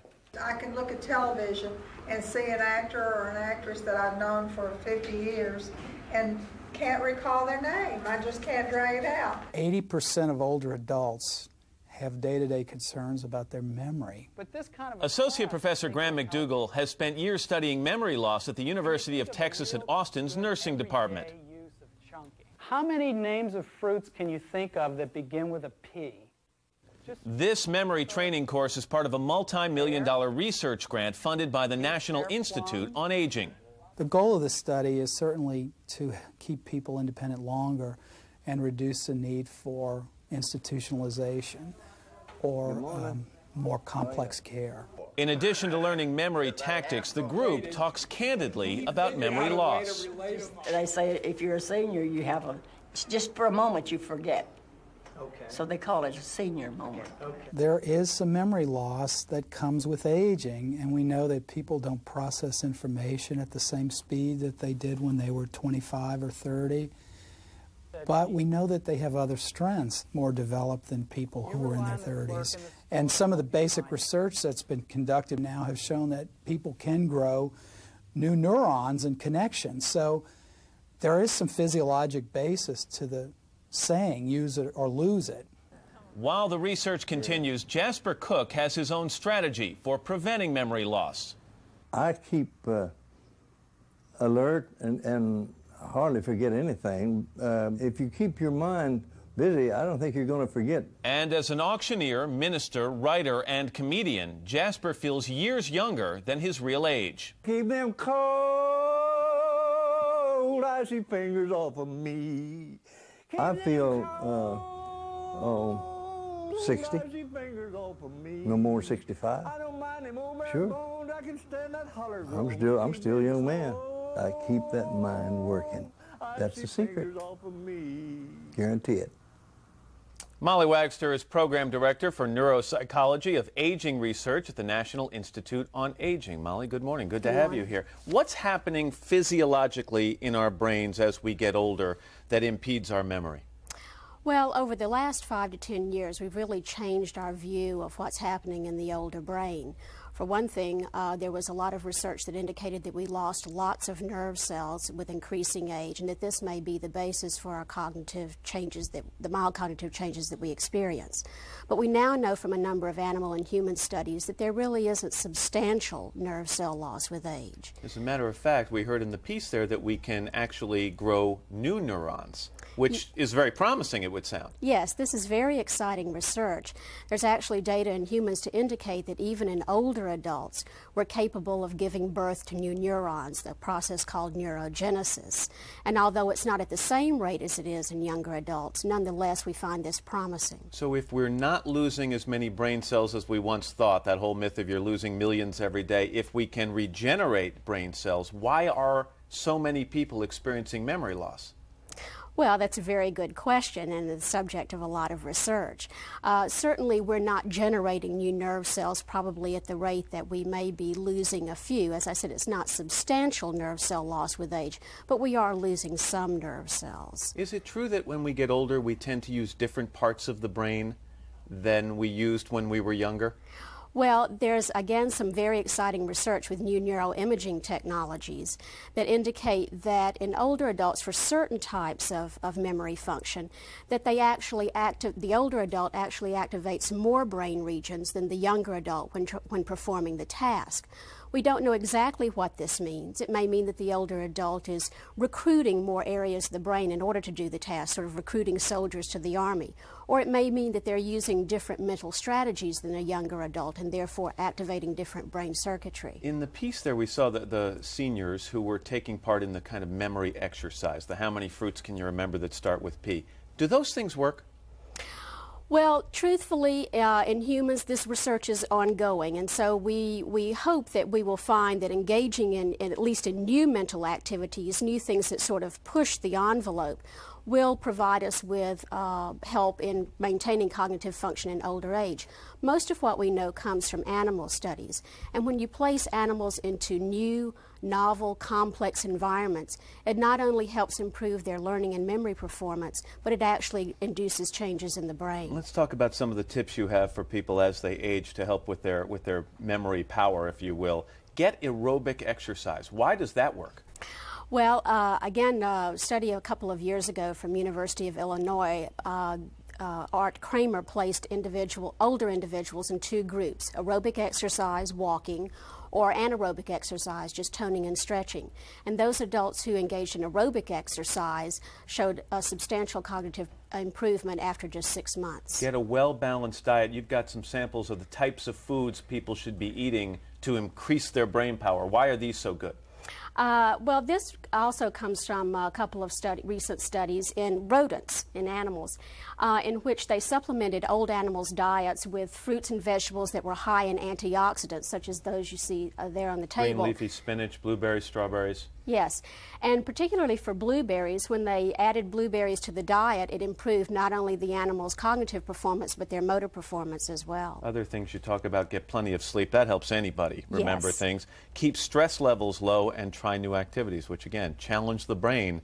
If you lose it, or if you don't use it, you're going to lose it. That's right. All right, Molly, thank you very much. We appreciate it. It's 8:17 tomorrow on this series, Your Mood and How You Age. But up next, best-selling novelist Susan Isaacs talks about her latest novel. And still to come on today, designer Kenneth Cole reveals his spring 2002 fashion line right outside on the plaza. Also ahead, how to tell if your child really has the athletic potential to make it big. But first, these messages. Connor O'Neill had nothing he could count on. You looking for faith? Until he met 10 kids. All right, let me break it down to you right quick. Coffee say catch any apple ball. Okay, I got it. Thanks. Who gave him something to believe in. What do you do around here for fun? The baseball with you. Oh my God, he caught it. Keanu Reeves. This Friday. One of the most important things in life is showing up. I'm blown away by your ability to show up. Hardball, rated PG-13. Starts Friday in theaters everywhere. Right, things are really shaping up. What's for lunch? Tomato soup. Condensed soup? That was okay when we colored with crayons. We're adults now. There's a better tasting soup. Progresso Hearty Tomato. Big chunks of fine ripened tomatoes and special seasonings, so you get way more flavor. See the difference? This is better. Now about your finger painting. What? It's time to go to the better taste, the Progresso. You're looking for a home. You're searching. There are questions. Where do you start? You can search over 1.3 million current home listings. Click onto Realtor.com. Check info on schools and financing. Even take a virtual tour. And when you're ready, you can click and connect with a realtor. Realtor.com. It's the place to start when you start looking for a home. Work is good. Noble. I'm gonna show them how this job is done. Packed with protein and essential vitamins and minerals, Carnation Instant Breakfast from Nestle is serious morning fuel. This bird's ready to fly! Everyone's looking for that miracle cream. Mine's New Excellence Hair Color from L'Oreal. My non-drip cream just got better. Now it protects non-stop with lots of extra conditioner for beautiful color and no grays. New Excellence from L'Oreal Paris. From spring to fall, it's in the air. It's allergy season. That's why there's Claritin for 24-hour non-drowsy relief. Claritin has a low occurrence of side effects, such as headache, drowsiness, fatigue, and dry mouth, similar to sugar pill. So from the time you warm up early in the morning, through those extra innings late at night, when the ump yells, "Play ball!" you'll be ready. Talk to your doctor about Claritin. Hi, I'm Doug Flutie, pro football player and father of an autistic child. I started the Doug Flutie Jr. Foundation to help less fortunate families of autistic children get the support they need. Here's a way you can help. Just dial 1010-220. All calls up to 20 minutes are only 99 cents, and 1010-220 will make a donation to the Doug Flutie Jr. Foundation every time you use it. So dial 1010-220, get up to 20 minutes for only 99 cents, and help some great kids at the same time. It's a win-win situation. Susan Sarandon starred as suburban housewife and amateur sleuth Judith Singer opposite the late Raul Julia in the 1985 movie Compromising Positions. I was here with a homicidal maniac, a mad dog. A guy kept serving me dog yummies and Coca-Cola. Please calm down. Sorry, Everything's under control now. It's Thanks easy to for you. you to Thank say you. thank you I very don't much. have to tell you, you perform magnificently. Oh, yes, you do. You perform magnificently. Thank you very much. The film was based on the best-selling novel of the same name written by Susan Isaacs. Now, more than 20 years later, Isaacs brings back Judith Singer in her latest murder mystery called Long Time No See. Susan, nice to see you. Great to see you. NPR called you Jane Austen with a schmear. So mazel tov. That must have been very exciting. Now, I know that you vowed not to write a sequel to Compromising Positions, that Judith Singer had come and gone, and yet you've brought her back to life. How come? Well, I didn't want to because I wanted to try other forms of writing, and I didn't want to be 20 years down the line and write, you know, Judith Singer solves the homicide in the dairy aisle. Right. But I had to write a short story for my writers group. We were doing an anthology, and I froze. I panicked. I've never written a short story before. And by the time I got home from the meeting, there was Judith, and it was like a high school friend coming back who doesn't buy your sophisticated act. Right. And I felt so comforted, and I thought, maybe I can write a short story. So I did, and I had an enormous good time. And at the end of the story, I found myself writing about she sees the detective again after 20 years, but that's another story. And when I wrote that ending, I said, oh, I guess this is my next novel. And Judith is back, and she's older, wiser. She's now a widow. Right. Her very health-conscious husband keeled over unexpectedly of a heart attack, right? When he was in 54, is that 54, right? just finishing the marathon. Yeah. And she's sort of dealing with being a widow, and then all of a sudden, her sort of her investigative passions are ignited because there is a murder in her town. A young woman named Courtney Logan. Tell me about this woman. Courtney Logan is the perfect mom. She's a former investment banker who quit her job to take care of her kids, and everything is great about her. She's smiley, she's perky, she plays tennis, does creative, takes them to nuclear physics readiness class. Right. And except all of a sudden she's missing. And she not only does that, but she starts this video company called Star Baby. Star Baby. Right, so that you can make really professional movies, home movies of your children. She's missing. Her body is ultimately found. I'm not giving too much away, No, I think. that's okay. Very close to home. Let's just put it that way. And so Judith is on the case and hot on the trail. You've also brought back her love interest, a guy named Nelson Sharp, who is now a captain of the Nassau County Police Department, right? And she hasn't seen him for 20 years. And she's trying to solve the case. She's trying to do it on her own, but she also needs him to get some information to her. but she also needs him for other reasons. And Right. is she doing the right thing? Is she not doing the right thing? And then all her friends come back, well, except for the periodontist who died in compromising positions. You know, Right. he's gone, period. And we were talking about Judith Singer, what makes her so great. I mean, I think women who read this book totally relate to her because she's smart and funny and practical, and she doesn't take anything too seriously, and she's completely void of pretension, isn't she? Yeah, she is. She's a little like Susan Isaacs, Oh, I thank think. you. I do. Anyway, the book is called Long Time No See. Yeah. It's great to have Judith Singer back. Do you think maybe this will be made into another movie with Susan Sarandon 20 years later? William Morris says there's interest, but it's this vague thing. It's like a little like talking to God. Yeah, so you never know. You never know. Well, it's I great hope to so. see you, Susan, and great to have Thanks. another novel to read by you. Anyway, take care, Susan. Good to see Thanks. you. It's still to come this morning. Kenneth Cole will be here to unveil his new spring collection, and Paul McCartney's fiancée, Heather Mills, who's getting a special award. But first, these messages.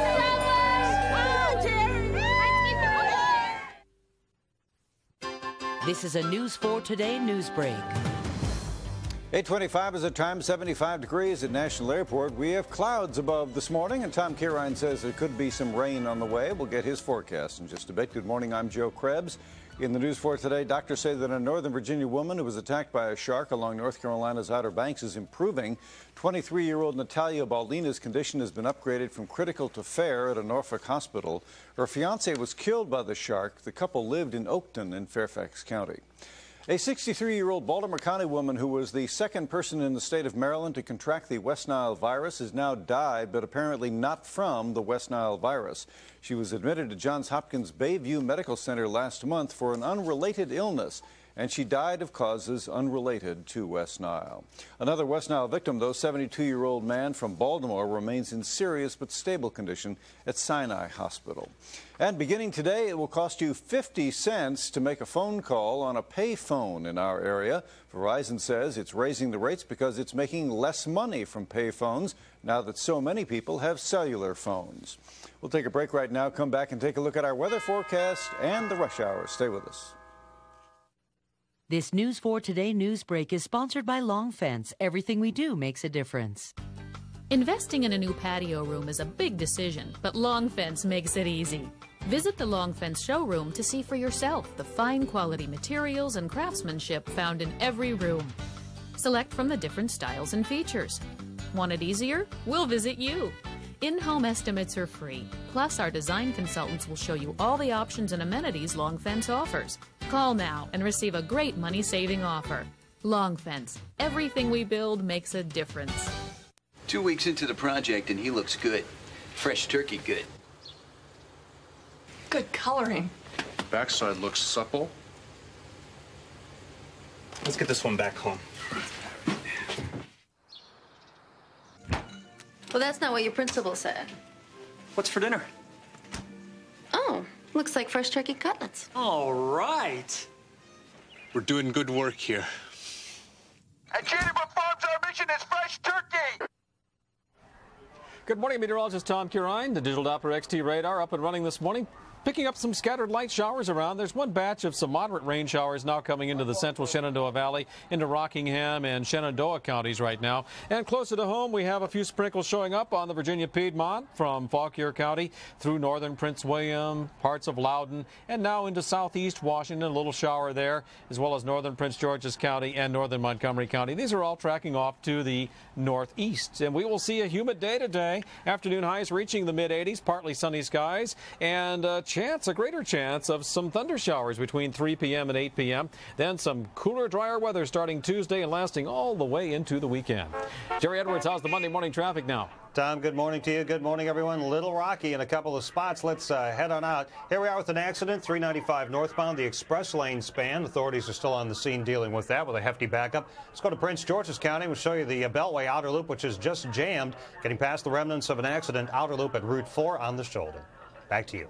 Okay, Jerry, thanks. The rest of the morning's top stories are coming up on News 4 at 10, and we'll have another local news update in just 25 minutes. Wouldn't it be incredible to be able to clearly detect a serious health problem before it gets worse? Well, forget incredible. It's now a reality.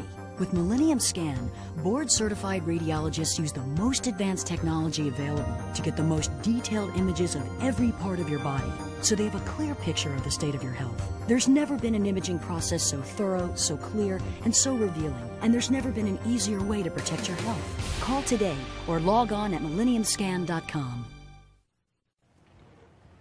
CarMax.com has a great selection of used cars online. We carry nearly every make and model.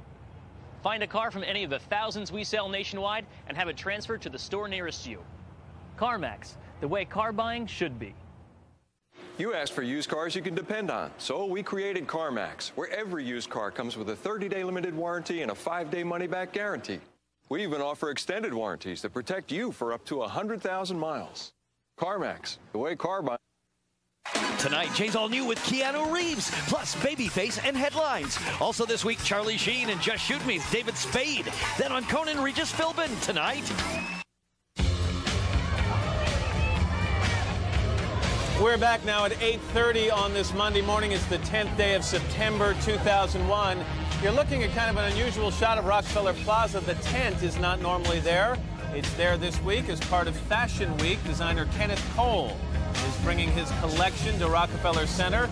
Most of the fashion shows are taking place down on 42nd Street, but he's moved uptown a little bit. And some in the meatpacking district right? as well, so further See, downtown. some of the models are getting ready right now. Meanwhile, outside on the plaza, a lot hotter and more humid out here. And we're going to get a chance to talk to Kenneth in just a second. You're going to take a look at some of the fashions. That's right. We're going to talk to him about how he combines retail with social activism. But this is really an important week for the fashion industry here in New York because there are fashion shows all over the place. And last night, Tracy Ullman and I went to the Dion von Furstenberg fashion show. Well, Tracy is our fashionista journalista this week, and she's going to have a full report on Friday. So we thought it might be fun to go together, and we had such a good time. So the U.S. Open Saturday night, little fashion show last night. It's just tough to keep up with you, isn't it? I know. I'm quite the social butterfly, aren't I? Yes. Anyway. And sorry. What else is coming up in this half hour? Well, you're going to be talking with Heather Mills. Right. She is the fiancée of Sir Paul McCartney, also someone who's accomplished great things in her own right. And tonight she's being honored with an award for her work on behalf of victims of landmines. We're going to talk to Heather about that in a few minutes. Anyway, so an exciting half hour, but first time for another check of the weather with Mr. Roker, who's got some cycling friends. That's right. If you've noticed all throughout the crowd, there are folks wearing cycling jerseys, and the United Way and Williams has teamed up for a great bike-a-thon, basically, across the country, and Cuba Wadlington Jr. is with Williams. You want to tell us a little about it?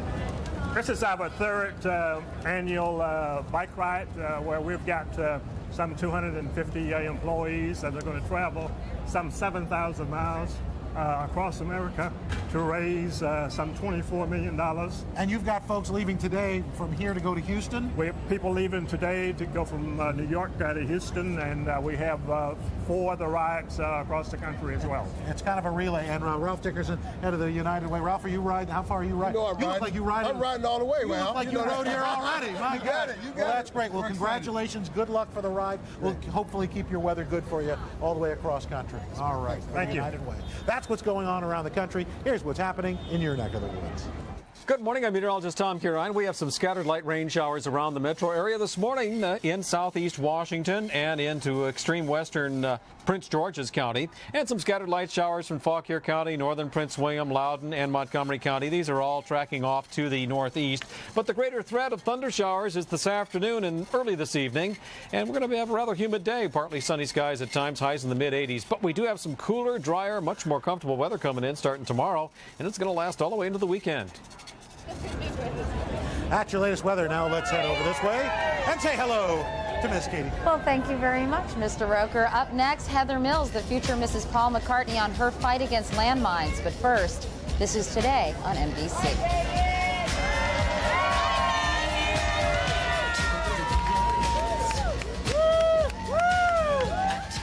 I'm Barbara Harrison.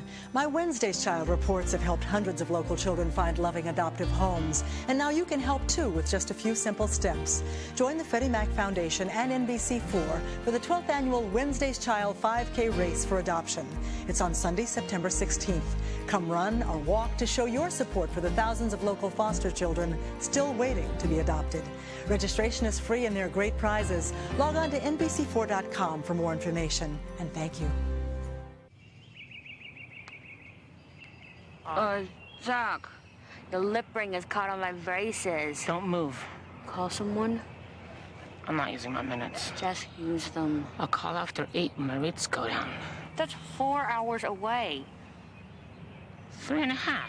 Don't be so dramatic. Hey, she's young. Maybe her next boyfriend will have Voice Stream's whenever minutes. The most whenever minutes, only from VoiceStream. For whenever you feel like calling. What makes you smile? Every day at McDonald's, we're serving up a variety of great tastes at breakfast.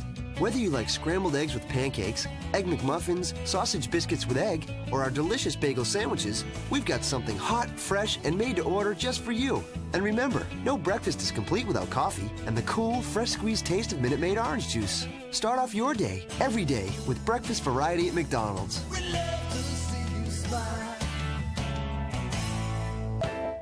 They open up to late night fun, to Sunday family outings. From the bus, to the train, to destinations all over the world. They open up to the road to success. And with hundreds of new buses and trains, they bring people together. More than 1 million people like you step through them every day. Every day, Metro opens doors.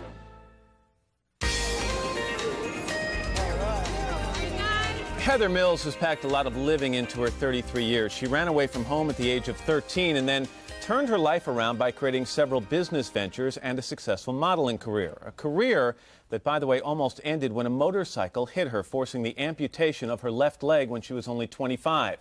Through it all, she's been working tirelessly for the victims of landmine accidents around the world. And today receives the Red Book Magazine Mothers and Shakers Award, along with Hillary Rodham Clinton, Sarah Ferguson, and some others. And if that isn't enough, Sir Paul McCartney asked her to marry him this past July. Heather, good morning. Great to have you here. Thanks. Tell me a little about this award. What does this mean to you? I just know it's for my humanitarian work. I've had 25 awards now, so it's not that I'm getting blasé about it. It's just I just worry that enough people aren't doing enough good work because they could spread them out a little bit more.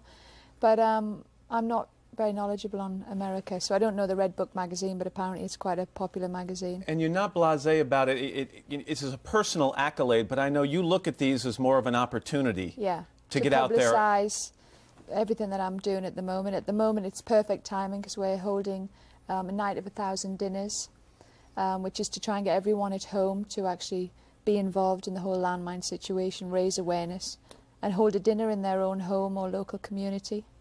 You come to this country, and when you talk about landmines, Heather, do you think that people here grasp the enormity of the problem as well as, say, perhaps people in the countries where the landmines are actually a problem? Well, obviously never as much as where the landmine situation is, but you'll be surprised if you actually sit someone down and they have an understanding of it. You know, they have enough troubles in their own life, so they're not always that interested initially. But when I do a lot of public speaking around the world, so by the end of it, everybody gets involved and helps raise money. We can make a child walk again for $20. I was reading that. I was amazed. We're talking about prosthetic devices. Yeah. $20 can be enough to give them an appropriate prosthetic device? Yeah, for their country. I mean, if you're in Cambodia, they need something to work in the rice paddy fields, which is completely different to what you would or I would need in America or in England. So we can make it from local resources. What I try and do is make them self-sufficient, not just go in as a charity, give them something and leave. So they become sort of prosthetists in their own country. How important is celebrity? Obviously, we became aware of this cause with Princess Diana. Your fiancé, Sir Paul McCartney, has gotten involved. Without that celebrity, can you drive home the message as well? Not as much, no. I mean, Diana came in sort of 3 years after my involvement, and she just did a huge, huge awakening, and now we're trying to do a reawakening. And obviously Paul alone in his celebrity to that is brought a lot of attention, and we've raised a few million. So already helped something yeah. like 27,000. Well, 27,000 people were fitted up with my money and my work before any of the sort of celebrity came into it, because I just collected unwanted prostheses and got prisoners who do nothing and sit there all day to actually take them apart, dismantle them, and then I shipped them down to the former Yugoslavia. So as a one person, and I had a sort of small celebrity in Britain and around Europe, but not in America. Not such a small so celebrity. Pretty so that well known. Helped. Tell me about the wedding. When is that going to happen? I'm not telling anybody. 2002, though? It'll be next year. It'll be next year. Big Very wedding, much little looking wedding? Will you forward tell to me it. that? Not saying a word. Not saying a word. Not saying How's a Paul word. doing? Great. Yeah? Wonderful. Well, we wish you all the best of luck. Again, you're receiving a wonderful award today on behalf of your work. And if anyone wants to hold a dinner, it's 1000dinners.com. Well, just explain that to me. They're supposed to charge the people they bring to dinner a little bit of money? $5 to whatever they can charge, and then they donate it. And 1000dinners.com, you can actually read all about it. You could hold a Cambodian evening or a Croatian evening where we're clearing the minefields. And when you think about it, when you say if you gather 4 people together, they pay $5 each, that $20 can help someone walk again with a prosthetic device. Which is wonderful. Heather Mills, thanks very much. You. I really appreciate it, and congratulations. Thank you. 8:39, up next, designer Kenneth Cole with his new spring line. But first, on a Monday morning, this is Today on NBC.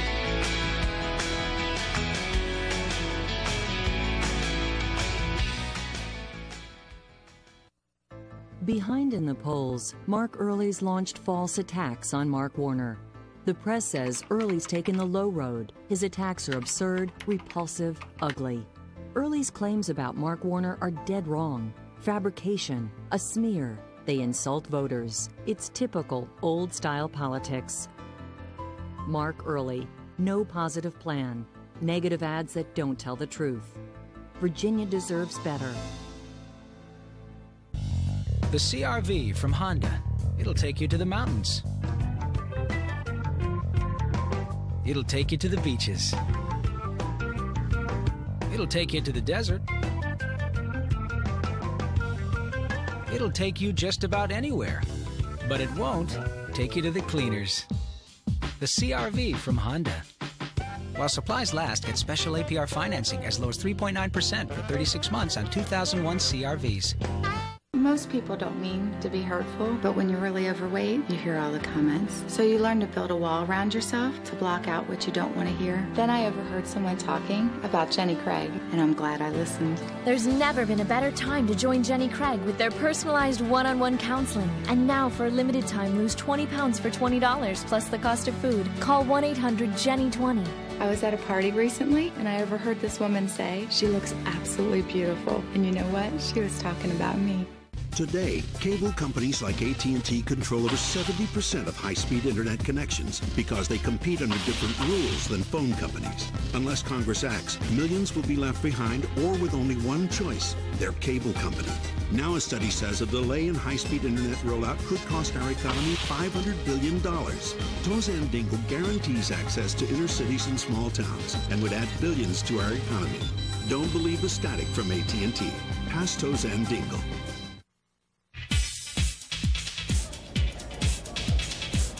This morning on Today's Style Fashion Week, twice a year the world's biggest designers descend upon New York City to unveil the next season's newest looks to the international media. This year, for the first time, one of the events is taking place right outside our studio here in Rockefeller Plaza. In just a few minutes, designer Kenneth Cole will reveal his spring 2002 lines. Not too shabby for a guy who started out in a much more humble setting. It was 1982 when Kenneth Cole sold his first pair of shoes out of the back of a friend's truck in New York City. Since then, his brand has grown into one of the most recognizable and popular around. Along the way, he's also become well known for his social advocacy and witty marketing, with campaigns from fighting homelessness to getting out the vote and preventing the spread of AIDS. AIDS is something that then, as today, we don't know how to cure it, but we know how to contain it. So then one comes to the conclusion, well, if we can just tell people how to do that, and essentially that's what you do with advertising and marketing. This year, Kenneth Cole's seasonal charity will focus on gun control and safety. Today's Fashion Week show will even kick off with an animated spoof of The Sopranos called A Life Without Guns. And then I was at this fashion show, or maybe it was a funeral, I don't know. Everyone was wearing black, and they were all kissing each other. But not really kissing, like air kissing. And after that, I woke up. So what do you think, Doc? Some messed up nightmare, huh? I don't know, Tony. Solving your problems with brains rather than with brawn. Talking out your differences. A life without violence. A life without guns. That sounds more like a dream to me. Kenneth Cole, good morning. Nice to see you. So you're taking on gun control. Why that? It's just such a compelling moment right now. Last week, 2 people were killed from sharks. It was on the cover of every newspaper in the country. 250 people were killed by guns, and no one talked about it. And it's become such an unfortunate reality about our culture today. So and what we do is we advocate. And, you know, we're not vigilantes. We don't go knocking on doors. We don't tell people what they should do. But this is a great opportunity for us to talk about it. And, you know, it's just about controls. There's more controls on federal regulations on teddy bears than there are on handguns. So people say, well, the Second Amendment says I can do this. We say the First Amendment tells you that we can tell you how we feel about it. So that's just so great. And in the past, this is a forum to talk about what we wear on the outside. But we say fashion is about the whole person. It's who you are on the inside as well as what you wear on the outside. Why is it so important for you to take up social causes? I mean, obviously the fashion industry, I think in general, has gotten much more socially active, committing themselves to the fight against breast cancer and all sorts of other causes. But you've been doing this a long time, and your causes, frankly, are much more controversial. Do you worry about alienating customers or stockholders or anybody else as you make your political statements? I don't think so, Katie. I think at the end of the day, people respect us for having the conviction to do it. And I know that a lot of people don't agree with what we have to say, and I know we're not going to change that many people's minds. But the fact that we have the conviction and we're prepared to speak to the whole person, I think elevates our message. And it's not, you know, fashion sometimes is construed to be frivolous, but it isn't. Fashion is where we are as a person at any given point in time. And where we are is a reflection of what's happening around us. So this is a chance for us to talk about it. You're married to Maria Cuomo, who is Mario Cuomo's very democratic, Mario Cuomo's daughter. So obviously your causes tend to be more democratic ones. Have you ever thought about running for office yourself, or? First, that's circumstantial. I mean, we're not political. I mean, our messages are very social, and they tend to be aligned with where most Democrats are coming from. But this is better than being in the public. I'm in the public light. I can advocate. There's no public scrutiny. I can tell you how I feel as long as I'm responsible in the way I present my arguments, and I have this forum without having to run for office. And I wish all those people tomorrow in New York the best of luck. But this is a great thing. So I don't see this is better. Let's talk about the other reason you're here, not only for your message, but for your clothes and for fashion. We're behind the scenes right now at the fashion show. It's a little chaotic back here. How nuts does it get? It gets nuts. We work, it's a frenzy. We work for 6 months for these 20 minutes. Right. And it's over. So, but it's all about this message, and hopefully this fashion message and social message survive those 20 minutes. Rope, you can get a shot of all the chaos, and so maybe I think actually Rope's camera just went down. So, but we got a little bit of the nutsy stuff that's going on. I mean, is it hard to get these models changed? How many changes do they have? They all have 2 or 3 changes. That's tough. And it is hard. It's hard because the whole thing happens in 20 minutes, and it's here and then it's gone. And it's perfectly orchestrated because you can't miss that moment. This is the chance I get to tell my story, and it's unedited by the press, it's unedited by merchants, and so it's very cohesive, and a lot of time and effort, and everybody's up all night, every night, working on this. This is spring fashions, and obviously it's a long way from spring, but this is when most of the buyers across the country, really all over the place, are actually purchasing things that they're going to sell for spring. But is it hard for you to, I mean, it's not even gotten chilly. You don't really have the crisp fall weather yet. Is it hard for you to get into the spring mode? No, I'm there. You know what it is, you get, especially in this business, you get tired of spring clothes. You get tired of fall clothes quickly, and then you get tired of spring clothes quickly. But this is great, and I love it. And I'll tell you real quickly what we're doing next season. It's kind of this free-spirited, bohemian-esque approach to dressing, and it's hard and soft pieces, big hard belts, hard shoes, and soft clothes, and soft tunic dresses, and soft suedes. And white shoes are in, I see, Ken. White is great. They used to be such a no-no, white shoes in general, of course, after Labor Day, particularly. But now? No, now there's no rules. Yeah. There's no rules. It's great. Well, everything looks very comfortable. comfortable. And it's a lot of very zen-like, and karate and yoga type dressing pieces that mix and match with traditional pieces. Well, they look like fun, and as I said, they look comfortable. Thank you, guys. I know you've got a busy morning ahead on the runway, so I appreciate your stopping by, and thanks for chatting with us. Good luck with the show, and we're going to be showing folks a bit of the show a little bit later on. Thank you so much for being here. Oh, you're welcome. And thanks for picking our hood for your show. It's great. But actually, the clear tent, it's open all the way to Fifth Avenue. So anybody on Fifth Avenue in the promenade could see the show live if you happen to be near. Well, it's a little blurry, Kenneth, but oh, there you go. You can see it right there in those. Anyway, but you all can right. see it all the way down. So, it's a cool tent too. And this is really, it's about them, because fashion has been a closed community, it's been a private fraternity, and it really needs to be available and accessible more so than it has been. So that's also what makes this such a great thing. All right. Well, good luck, Kenneth, and we'll see you later. Thanks, Katie. We'll be back in a moment. This is Today on NBC.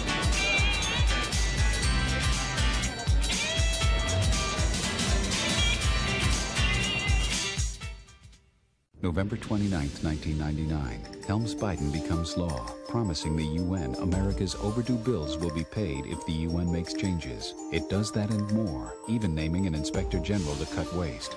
But we don't pay. Then the Senate votes to pay the bill, and the House too. Now, 2 years after Helms-Biden, congressional gridlock still stops payment. Before President Bush makes his first speech at the UN, Congress should honor our commitment and pay the UN bill. Great nations keep their word. Ah, the great outdoors. Made even greater with all-wheel drive. A remarkably civilized ride. And better fuel economy than many SUVs. The Volvo Cross Country. It'll change how far you can go with all-wheel drive.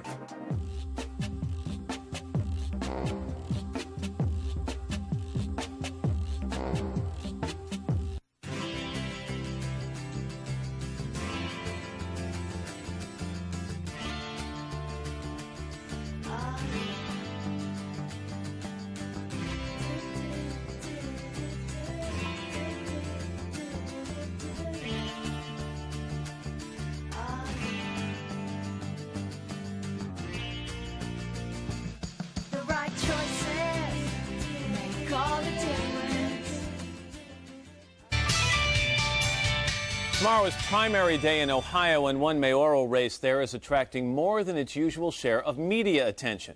NBC's Jim Avila explains.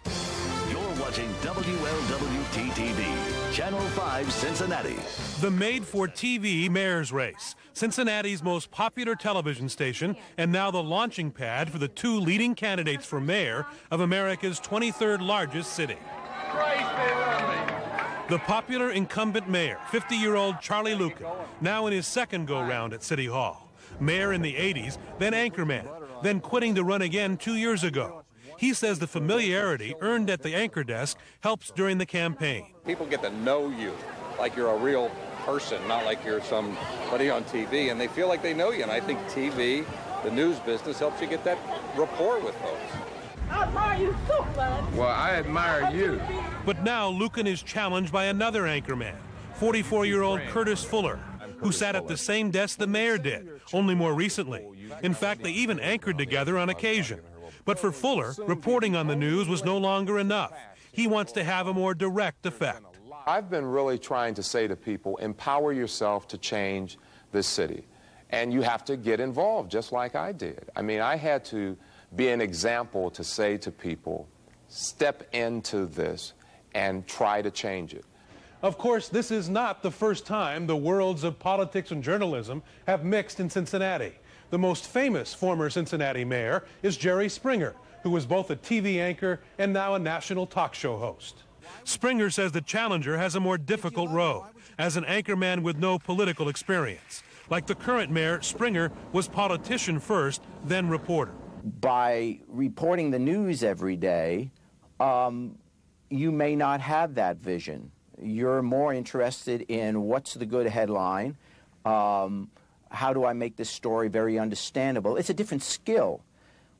So I'm not saying that someone who's been a news anchor couldn't be a mayor, but nothing about being a news anchor necessarily prepares you for that. It's become sort of an on-air joke at the TV station. Polls open at 6:30 in the morning, close at 7:30 Tuesday night. The top two candidates move on to the November 6th ballot. And at this hour, we're happy to report no additional Channel 5 anchors have entered the race, but we've got some time left here, don't we? We get that question a lot, don't we? But beyond the novelty, this is the most important election Cincinnati has seen in 75 years. The city changed its charter, giving the mayor more power. And for the first time, citizens cast votes directly for mayor. In the past, the city council candidate with the most votes was chosen to serve as mayor. So the current mayor is hammering at his former co-anchor's lack of experience. I like him. I just don't think he has any idea what he's doing. But I think he's a very decent guy. While Fuller points to the riots of this spring, caused by tension between police and the African-American community. He asks, if this is what experience leads to, who needs it? If experience based on your politics would create change in this city, then we would not be in the shape that we're in today. As a city, we have to make the commitment. Two men comfortable with words, now facing a primary election tomorrow that for these anchormen politicians becomes the ultimate ratings book. For today, Jim Avila, NBC News, Cincinnati. Well, you should get in there. Throw your hat in the ring. Yeah, right. Have you ever thought of running for office? I thought of running for dinner, but that's about it. Done that a couple of times, You right? betcha. Too many skeletons in your closet, huh? Exactly. Yeah, I think it would be hard to run for office these days. I think it takes somebody very brave to do that. We're going to have more. Not me. Right after these messages in your local news. Friday, today's concert series keeps the summer alive with the music of Macy Gray. Live, outside, and brought to you by the incredible Edible A. Only on Today. Tonight on NBC Nightly News, the search for a killer, Alzheimer's. What if there was a way to detect the disease years before symptoms appear? Would you take the test only to find out you may get it? Is there anything you can do now to help fight back? Important new information for every family. NBC Nightly News. This is a News 4 Today news break. Cloudy skies out there this morning, 5 minutes till 9, 75 degrees. We'll get the forecast in just a bit. Good morning. I'm Joe Krebs, and this Monday, the 10th day of September, 2001, in the News 4 Today. It has been 11 weeks now since a fuel spill at a local gas station forced a group of Southeast Washington residents from their homes. And they are still living in hotels and wondering when the city will decide their homes are safe. 13 families were ordered out and 3 others were asked to move near the BP Amoco station at 41st Street and Alabama Avenue Southeast. The Federal Emergency Management Agency will close one of its disaster recovery centers today and reduce the number of its workers in the district. Today, FEMA closes the center at the Harry Thomas Recreation Center in Northeast. However, the one at the Reeves Municipal Center in Northwest will remain open from 10 in the morning till 6 in the evening, Monday through Friday. The Arlington County leaders are angry that they have been left out of plans to expand Arlington National Cemetery. The Pentagon wants to take 2 parcels of land from the National Park Service. One is near the Iwo Jima Memorial. The other is near Arlington House, which is the centerpiece of the cemetery. The House of Representatives will take up the issue this week. And a new Washington Post poll says that a majority of voters in Northern Virginia support an increase in the sales tax to raise money for local transportation and education projects. We'll take a break now, come back and take a look at our forecast and the rush hour. Stay with us. The Wolf has been linked to more than a dozen bombings in the last decade. Talk to him. You cannot take the law into your own hands. Thanks for your advice. From the jungles of Colombia What do you think of this place? to the streets of Washington, no one can stop a killer except the man who knows his face. Arnold Schwarzenegger. Collateral Damage. Rated R. Starts Friday, October 5th at a theater near you. With Weight Watchers, every food has a points value. And now every point works harder than ever. Introducing Winning Points, the way to stay satisfied. Eat what you like and still stay within your daily points range. So you stick with it and lose. Now, take it off and show it off. Enter Weight Watchers Take It Off, Show It Off sweepstakes. Win a fabulous new $10,000 wardrobe. Now's the time to join Weight Watchers. For pricing and location information, call 301-770-4115. Good morning, I'm meteorologist Tom Curine. Temperature here at Northwest, 76 degrees. Feels more like a midsummer morning. We got quite a bit of humidity hanging in the air with the low clouds around. And digital Doppler XT radar picking up some scattered light sprinkles in Prince George's County. It's moving off to the north. Some other sprinkles, northern Montgomery, southern Frederick, as well as southern Loudoun, western Fairfax, northern Prince William, eastern Fauquier. These are moving off to the northeast, western suburbs. Some light sprinkles here for the next couple of hours possible. And as we get into the afternoon, a greater chance of maybe some thunder showers popping up 3 p.m. to 8 p.m. Highs today in the mid-80s. And we'll have a little bit of sun in and out in a humid day. But we have some cooler, drier, much more pleasant weather coming in starting tomorrow. Highs on Tuesday near 80, but only the mid-70s on Wednesday and Thursday. Mostly sunny, morning lows in the 50s. And it looks like this fine autumnal weather should be lasting all the way into the weekend. Now let's check on the traffic this Monday morning. How's it going, Jerry? Tom, it has been a bit rocky. Good morning, everyone. Let's head out and see how we're doing at this hour. And here's the Beltway north of town, loaded up. Outer loop delays, I-95 to points west. An accident along the way on the outer loop at Colesville Road has been cleared. Tough trip over on 95. It's jammed most of the way from Springfield to the 14th Street Bridge due to an accident. Joe? Okay, thanks. Coming up on News 4 at 10, how the icy relationship between Al Gore and Bill Clinton may be thawing out. Next Monday, they've been lost in the Grand Canyon, cursed in Hawaii, and suffered a disfiguring broken nose. But NBC Next Monday, this group will face something much tougher. Who's turning into a very Brady disaster? For the first time in 20 years, the Brady Bunch returns to TV on Weakest Link. Who's raining on your Sunshine Day? The Battle of the Bradys on Weakest Link, NBC Next Monday at 8, 7 Central. I'm never going to date you again. Jim Handley and Pat Lawson Muse working for you on News 4 at 4. The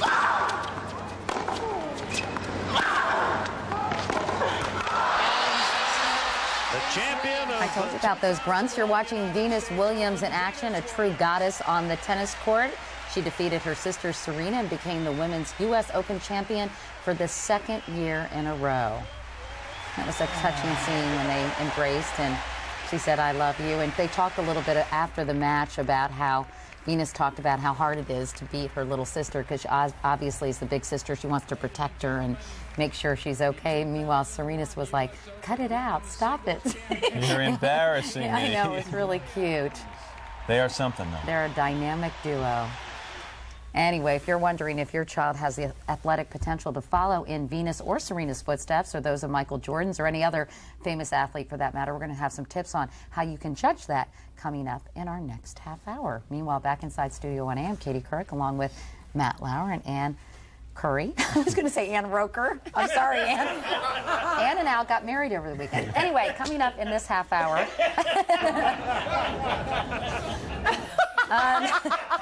Another story, they are called bully broads. They're top corporate executives who are perceived as overly aggressive.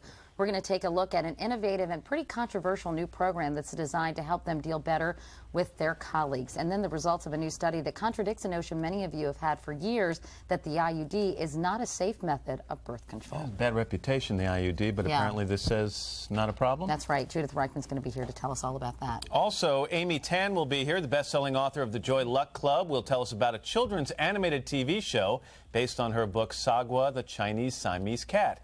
And a little later on, we're going to talk to the author of a new book on Alzheimer's disease called The Forgetting. All right, but before we get to all of that, here is Al Curry with a check of the weather. Hi, Al. Wow, it's going to get crowded tonight. Anyway, we got, folks, now who's this picture back? Oh, these are pictures back here. Who are all these pictures? It's Timmy. I'm 40 today. Oh, and they're all Timmy heads. Yeah. All right, and where are you from? We're from Florida, Land O'Lakes. Who's Max and Nick? These are our boys. Oh, where are they? They're back home? At home, in school. With who? Grandma, aunts. People. You've got people taking care of the boys. Right. All right, good. Let's check your weather, see what's going on. And you'll see for today, we got wet weather down in Florida. We got showers working their way through the Great Lakes, heading toward the east. Out west, gorgeous. Let's go underneath the clouds, show you all the sunshine. 81 in Portland today. Look for a high of 78 in Los Angeles. Some showers in the western Great Lakes, and heavy thunderstorms could develop in the afternoon along the eastern seaboard, along that cold front, as it brings cooler air and less humid air to the northeast and mid-Atlantic states. That's what's going going on around the country. Here's what's happening in your neck of the woods. It is humid this morning, this Monday morning. Good morning, meteorologist Tom Curine. We have temperatures now in the mid-70s, and digital Doppler XT radar picking up some scattered light showers. Northern Prince George's County, western Fairfax, northern Prince William, and central Fauquier County, southern Loudoun into northern Montgomery. These are all traveling off to the northeast and will continue to just sort of travel through the metro area here for the next hour or so. A greater chance of some thunder showers this afternoon, then some cooler, drier weather coming in for the balance of the week. Your husband looks like Matt Lauer. Okay, there you go. And your brother looks like me. Right, okay. Right. There you go. All right, let's head back inside to Katie. All right, Al, thanks very much. Many of us have had bosses we wish we could fire, too strident, too aggressive, and in some cases just downright mean. But now a program in California's Silicon Valley is coaching bad bosses into becoming better. The twist, it's for women only. NBC's Shelley Smith has the story. And then the powerful women. I'm a vice president of information technology. I own an interior landscape company. On the fast track. I've just been appointed acting as a VP of sales. Making lots of money. Still, these women must change their attitudes. Basically, I think everybody's incompetent. When a person's an idiot, they're an idiot. Or risk losing their jobs. In most cases, the directive comes right from the top. I've been sent to reform school by my manager, and most of us have been sent here. It's okay. It's called Bully Broads, a 2-year-old program in Silicon Valley designed to help intimidating female executives become nicer. How many of you really think you are bully broads? Raise your hand. 61-year-old Jean Hollins is the founder of the Bully Broads program. What is a bully broad? Everybody recognizes it when they hear it. We have a primal reaction to the term. It's when women are over-aggressive. Karen Klein was a Bully Broad poster child. The past reviews that I've gotten is, here's another $50,000, you're doing a great job, go. Karen runs the San Francisco office of a big public relations firm. She was sent to Jean after receiving a stinging review from her coworkers. My impression of this was, it's not my problem. I'm performing. I'm delivering the results that you hired me to deliver. You didn't ask me to play nice. Karen was going to start costing me a lot of money and unhappy employees who were going to leave. Sherry Benjamin is Karen's boss. It was serious. It was either fix it or go. In this age of collaboration, we have to have people that you can handle and who can handle you. We can't have people just being directive. The authoritarian dinosaur is gone. But taming the corporate shrew costs money. $18,000 buys these women one-on-one executive coaching sessions, group therapy, and role-playing designed to simulate real office problems. Now, how hard can this be? It is hardly brain surgery. And like other self-help programs, the first step to recovery is admitting you have a problem. What I tend to do is I don't speak up until things build up so much that I explode. Jean's program is receiving rave reviews. I'm very proud to give the President's Award to Jean Hollins, including an award from the National Association of Women Business Owners, Silicon Valley chapter. She's written a new book called Same Game, Different Rules: How to Get Ahead Without Being a Bully Broad, Ice Queen, or Other Misunderstood. And her Bully Broads group is growing, with 45 converts so far. Is there a double standard in the workplace? Yes, absolutely. A man, in general, can slam his hand on the desk and get away with it. When a woman slams her hand on the desk, people get surprised. These women are not bullies at all. These are women who are competent and action-oriented and results-oriented. They just don't fit the stereotypes that their employers think they ought to fit, and that's wrong. Kim Gandy, president of the National Organization for Women, feels programs like this set women back years. This sounds like almost like a submission training for women executives. I don't like it. One of Jean's most controversial tips for female executives: cry. The tears just come. Too many women worry that they are going to look too emotional for the job. Forget that. Just let them come. And how about this advice? Wear pink and sprinkle your speech with ums. What do you think is the first reason why people would be threatened by Cynthia? Did you notice how articulate she was? And for the stuttering person who doesn't know who he is or what he is, just that articulateness is going to threaten some people. Does this touchy-feely stuff really work? If you start applying it in the office situation, and I started doing it, it's kind of like, wow, this really works. Karen Klein says the Bully Broads boot camp changed her life. I've learned that I don't have to change dramatically, that there's like a volume control. And sometimes I just need to turn the volume down a little bit. Today, she's winning points with her boss. Without prompting, two of the people from her office said, "What's going right about our agency is Karen Klein." And that was gratifying. And with her employees. People feel like they can be themselves, and if they make a mistake, you know, they make a mistake, and it's not... You're not going to bite their head off? I'm not going to bite their head off. Not all the way off. For today, Shelley Smith, NBC News, Mountain View, California. And to read an excerpt from Jean Holland's book, Same Game, Different Rules, you can go to our website at today.msnbc.com. And still to come this morning on Today, how to tell if your child has the potential to become another Venus Williams or Mark McGuire. And up next, best-selling author Amy Tan on her latest project with her little Yorkie there. But first, these messages.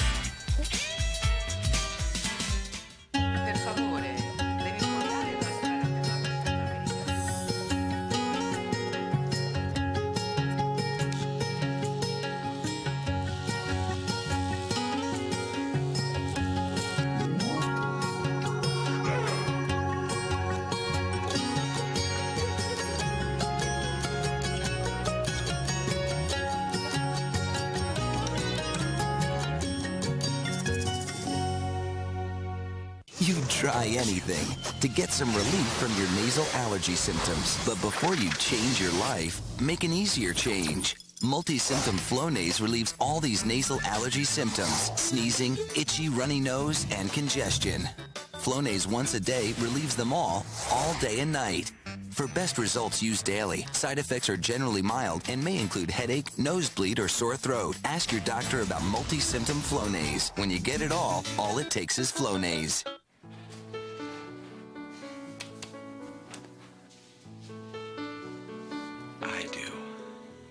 That is horrible. And you and take you off of it. I do. I do. People? Everyone? I do. Wait, what, I was gonna say no? I do. I do. I do. I do. I do. I do. Okay. Good days start with Fruit of the Loom.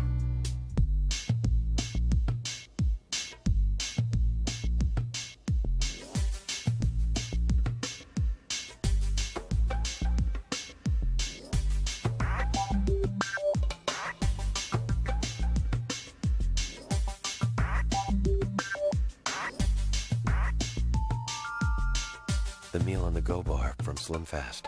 Balanced nutrition designed to help you manage your weight and your life. Meet Mark. Mark marks. Mark's mom, Peg, pledges. Pledge removes marker marks. Pledge stops crayon marks. Pledge gets very high marks everywhere Mark marks. Pledge cleans, conditions, and protects from a world full of marks. Just wanna say how I missed you all day. So I'm baking big old biscuits. They're the heart of the meal. My heart to yours. Amy Tan took the Joy Luck Club to the big screen. Now the best-selling author has taken her children's book, The Chinese Siamese Cat, to the small screen.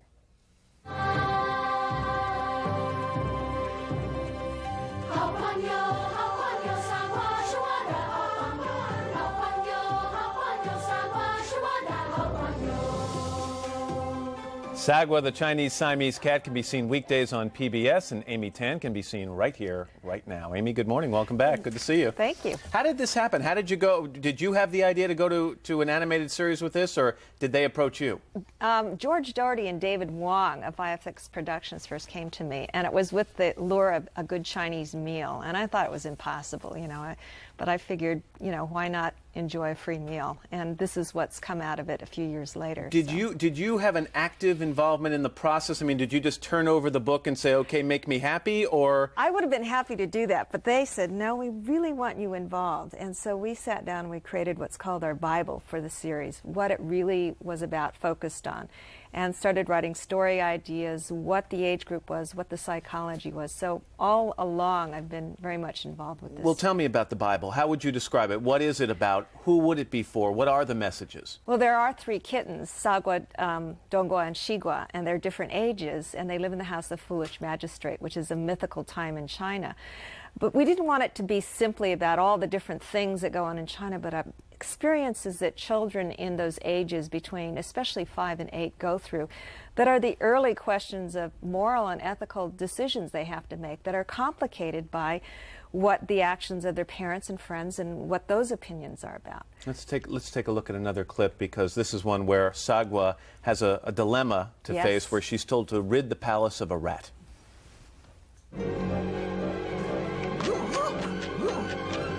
Well, I was just, you know, going, You were trying to steal food. I told you to leave. Yeah, you did. That's right. I was just staying around to make you look good. Yeah, to make you look good, that's it. What are you talking about? Since you let me go, I thought I'd do you a favor by staying around. You know, so you can catch me over and over. Then everyone will think you're the best rat catcher in the entire village. Best rat catcher?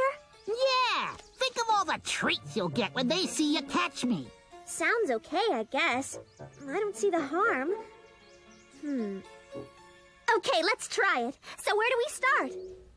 Is it hard for you to write for children? Because when you write for adults, you can be more subtle in messages. With children, it has to be kind of black and white, doesn't it? It is a different process. I do have to think, well, what are the possible interpretations of this? And if it's not a clear answer, at least say this is what we learned from this because of all these factors. But also to say to a child in life, this is only one possibility of what could have happened as well. Have you had the opportunity to watch children watching the series? I have. You know what? That's one of the most gratifying things. I watched a 3-year-old who was mesmerized and just stood there. And I also watched my 13-year-old, who was the one I read the story to in first draft when she was 4. And she's now 13, and she was watching it, and her dad kept saying, "It's time to go, it's time to go," and she was just standing there. And that, to me, is the greatest joy when you see a child that rapt. And sometimes they catch their attention on the things you don't think they're going to catch their attention on. I love watching to see what does capture their attention, and it is different with younger children. I used to work with young children in development, and to see where their imaginations are, what scares them, what intrigues them, what keeps their attention at different ages, and also to see adults and what they laugh at as well. Well, Amy Tan, good to have you here. Good luck with this. It's called Sagwa, the Chinese Siamese Cat, and you can see it on PBS. Great having you back. Thanks. It's 15 past the hour. Up next, some important health advice for women after these messages. Hospitality is being able to make guests feel at ease, and you can't teach that. I'm CEO of my company. I'm also the sales manager, secretary, and mail clerk. Business travelers are always on the move, and sometimes things don't go as planned. Especially when you forget your plane tickets. And this was one meeting I just couldn't miss. When people send you thank you cards, you know you're doing something right. Relax at Travelodge. Hey, big party tonight? You want it to be cool, don't you? Yeah! Do I know you? This is the Jammy sister. Let's go to Pier 1. Guys love to eat off plates like these. Who's having a party? You're having a party. Sexy and sensible. Hurry in and save 20 to 50% during our dining sale. Sexy glasses. The one-of-a-kind experience of Pier 1. Get in touch with your senses. She's got my keen sense of adventure. She's got my natural grace. But I don't want Jenna to have scars like mine. I treat her cuts and scrapes with Neosporin. Neosporin not only kills more strains of infectious bacteria, a clinical test shows that treating scrapes with Neosporin helps minimize the appearance of scars. She's even got my classic beauty. Prevent infection. Help minimize the appearance of scars. Use Neosporin. Every cut, every time.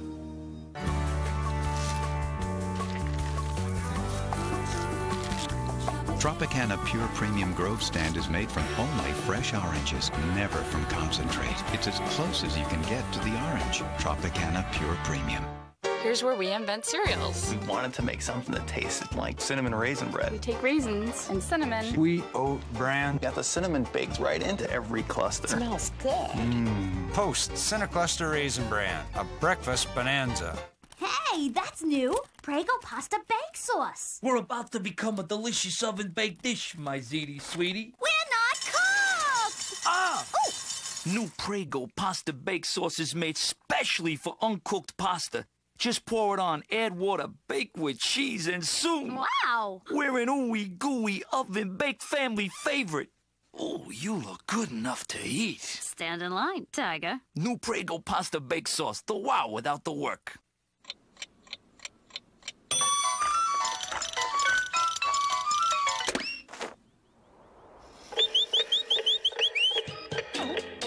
Mounds and Almond Joy, because everybody needs a 5-minute vacation. Clog got you bent out of shape? Get Drano Max. Drano Max removes clogs better than professional strength liquid plumber because it's thicker. Relax, you got Drano Max.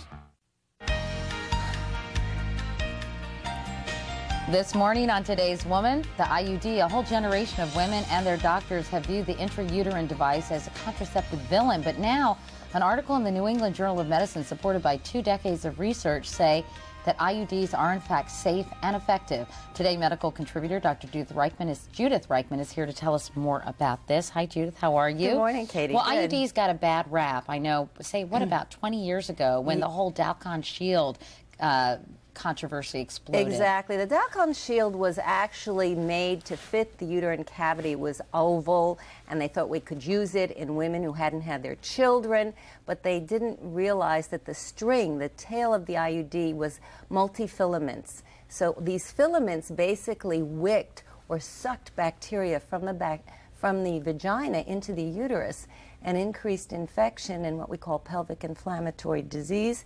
Some of these women got tubal infections, severe pain, infertility, and those who did conceive with the IUD in the uterus, some of them had infected miscarriages and even maternal deaths. So there was a huge brouhaha, and we sort of haven't forgotten it. And it stayed with us to this day. Well, it's no wonder that a lot of women turned away from the IUD, but there were other IUDs back then, in addition to the Dalcon Shield, like a copper 7, and remember? They were safe. They had a monofilament tail. The FDA stated they were safe, and it had this tail of safety and efficacy, and everyone ignored it. But the rest of the world went on to use IUDs, and today 100 million women in the world use IUDs. 18% of those using contraception in Scandinavia use IUDs, 60% in China. And there was some data that has shown by the WHO that IUDs are safe and that after 20 days there's no increase in chance of infection. And then recently we have this article in the New England Journal. What did that show? And that was in Mexico City, where they took about 1,900 women and 1,300 had infertility. The others were pregnant. None of them had had children before. And they did an x-ray of the uterine cavity and tubes in those who had problems conceiving. And they found out how many had blockage. Then they looked at who had used an IUD, how long, did they have complications, and they tested for chlamydia with antibodies. Chlamydia is a sexually transmitted disease. What they found is the women with IUDs had no increase in infertility or tubal blockage. The only one who had an increase in infertility and tubal blockage were women who had chlamydia, this sexually transmitted disease. So this should make people women, in your view, feel more comfortable about choosing the IUD if they opt to do so. Absolutely. The IUD itself does not cause an infection. Your partner does. And if you're in a safe sexual relationship, this is a good mode of contraception. It's the closest thing to sterilization, and yet it's reversible. These IUDs are new and improved from the ones that were around in the 70s. Tell me about them. Okay, well, this one is the copper one, the Paragard, And it's good for 10 years. It sits in the uterus, and it is polyethylene with these little copper bands all around it. And what the copper does is it basically is toxic to the sperm, so the sperm can't fertilize the egg. This is the newest one out on the market, and I've put it here in what looks like a uterine cavity, so you can see how it fits up there like a T. And it has a progestin reservoir. This is good for 5 years. This progestin is very slowly released, and what it does is it makes the cervical mucus hostile, and it makes it so that the egg does not get released and fertilization cannot occur. But what's nice about this is it thins the lining, it decreases bleeding and cramping. So for those women who had bad periods and might not want to use the copper type of IUD. Because that's been a big rap for the IUD, that it makes you crampier, makes your periods much heavier. In about 5 to 15%, this has been the reason for removing it. In these patients, after the first 3 months, there may be some spotting, but after 3 months, actually the periods become lighter, and in a year, 20% of women don't get their periods. And real quickly, if you do want to become pregnant after using an IUD, you just have it removed, and it's pull no it problem? out. You can get pregnant right away. It has no adverse effects on future fertility. It's great for women who don't want to take the pill, don't want the hassle of barrier contraception, and they're in a safe relationship, and they might want sterilization, but they don't want to commit, so they're going to get this. All right, Judith Reichman with the latest on the IUD. Judith, thank you very much. I'm IUD'd to be here. Okay, we'll be back, but first your local news. 100-mile marathons. I wasn't always in this shape.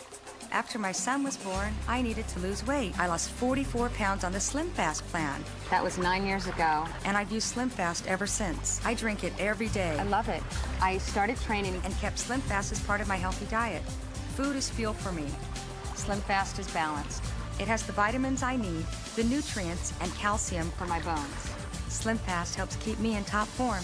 Slim Fast every day. Get healthy.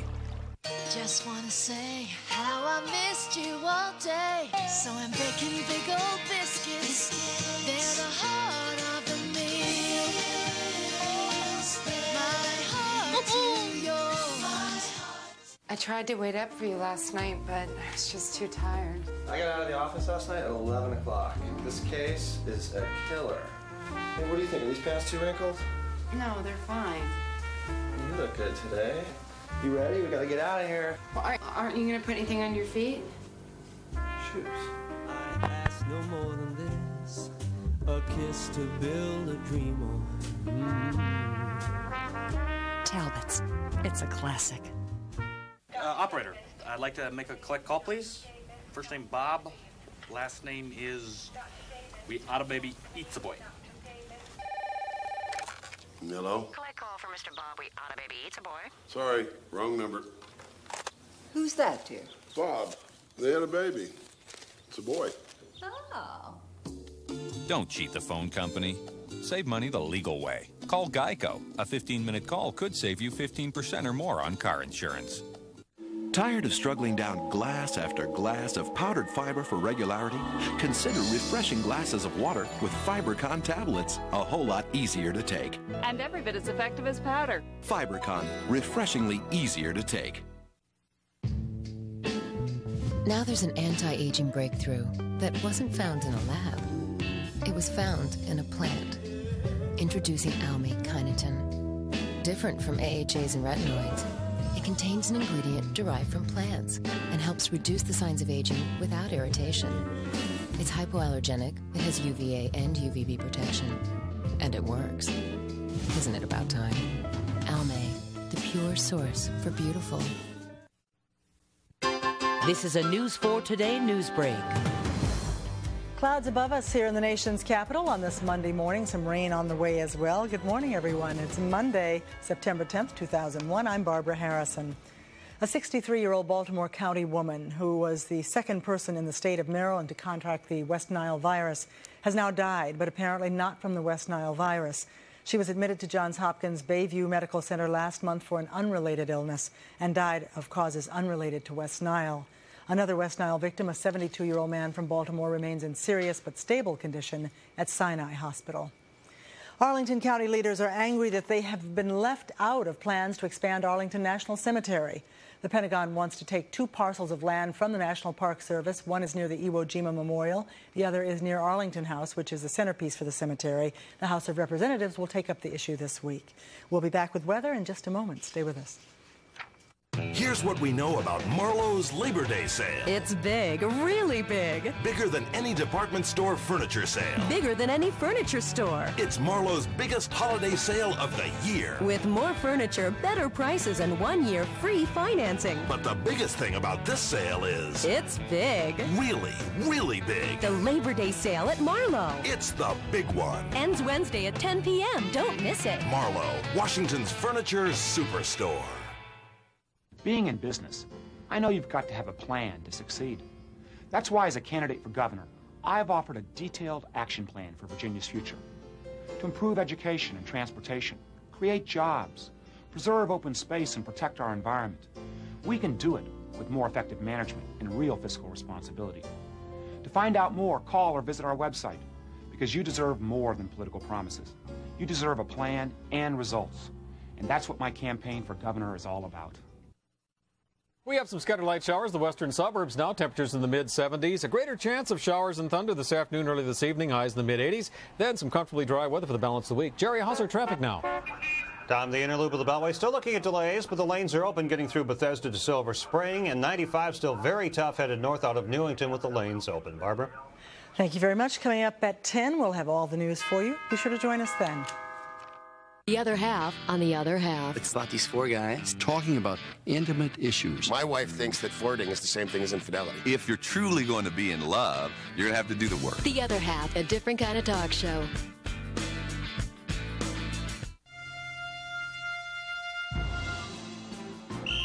Bring it in, fellas. There we go. Come on, hustle up now. Come on. Here we go. Oh, there you go. There you go. Hit the pad. Hit the pad. There we go. There we go.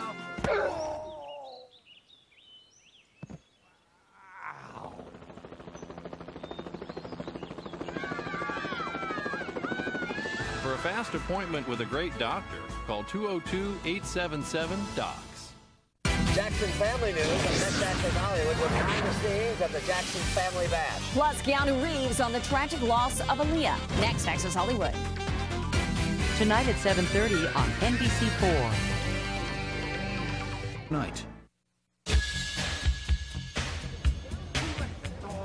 Fashion Week here in New York City. You're looking at a tent right here in Rockefeller Center where designer Kenneth Cole is showing his spring wardrobe 2002.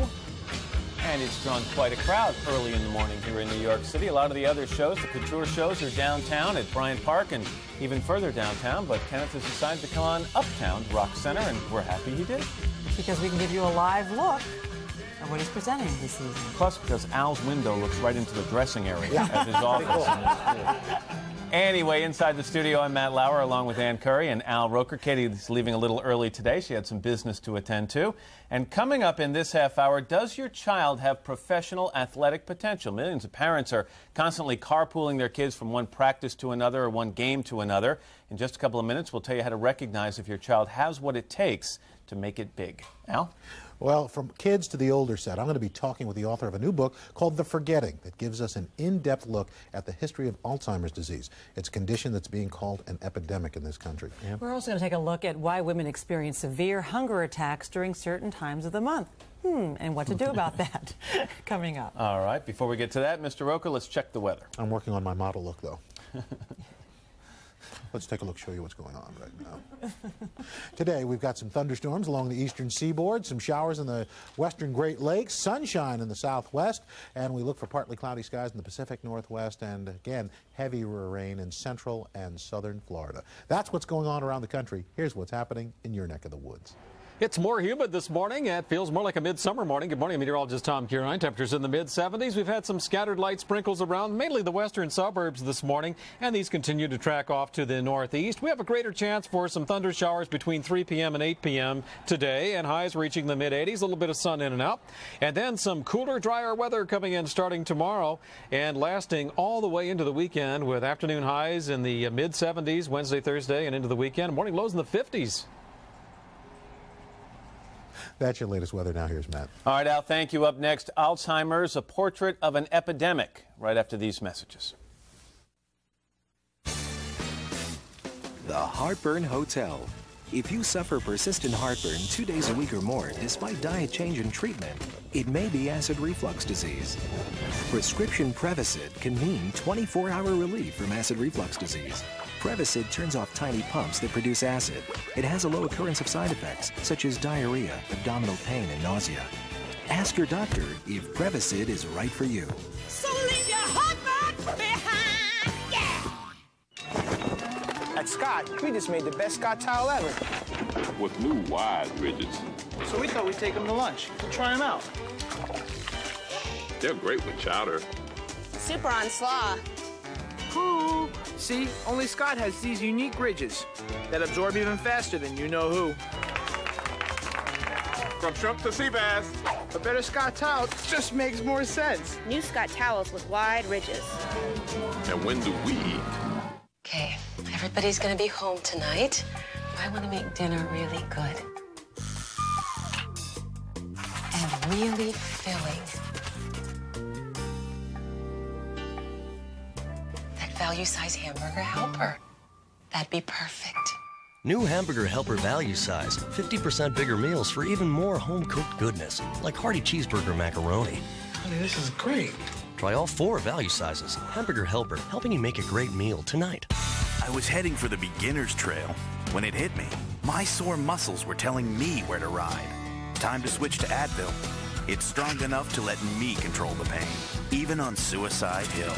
Take Advil and take control. When your eyes feel dry, gritty, irritated, protect them with Refresh brand eye drops. First, Refresh relieves dryness. Then Refresh forms a lasting shield of protection that keeps irritation out and moisture in. Refresh. It relieves and protects.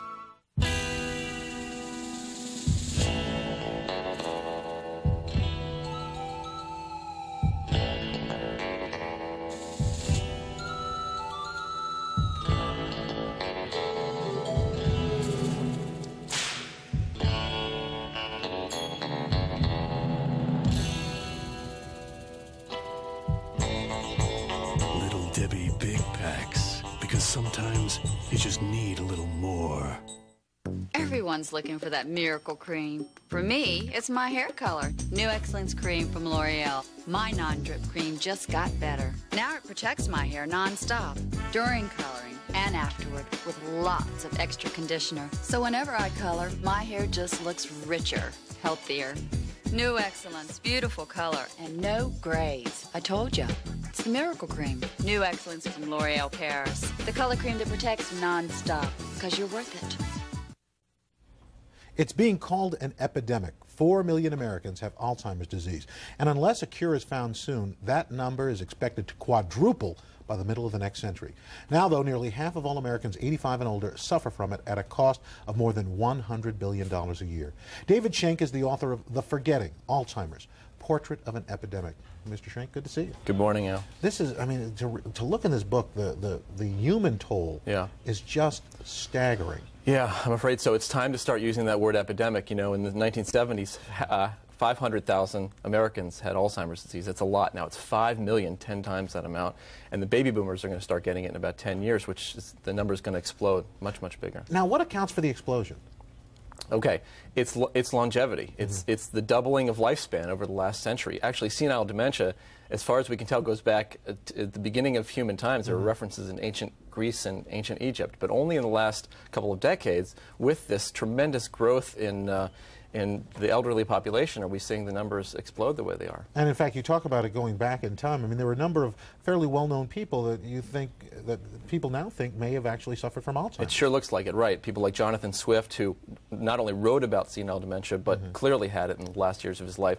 Ralph Waldo Emerson, one of the great minds of human history, actually had senile dementia for the last 15 years of his life, and his daughter had to trace the words for him as he was speaking his lectures in his final year, so he wouldn't repeat the phrases. Now, how has society's perception of Alzheimer's changed? Because it went from something we didn't really know much about to now almost everybody either knows somebody who has it or has been touched by it in some way. Right. Well, before it became a social epidemic, it was just regarded as an aspect of old age that happened. This is before we thought we might be able to do something about it. In Emerson's time, his son was actually a doctor, and there's no mention of ever trying to treat senile dementia. But now, of course, it's a disease. It's a disease because we think we can do something about it, and we're gonna really try. We have to. And in fact, medical technology and research has progressed to the point where people are getting diagnosed so early that they actually know they have it. They find out about the diagnosis. That's right. And that's a big change, isn't it? Brand new thing. Just the last 10 years or so, the diagnoses are so good, and they're happening.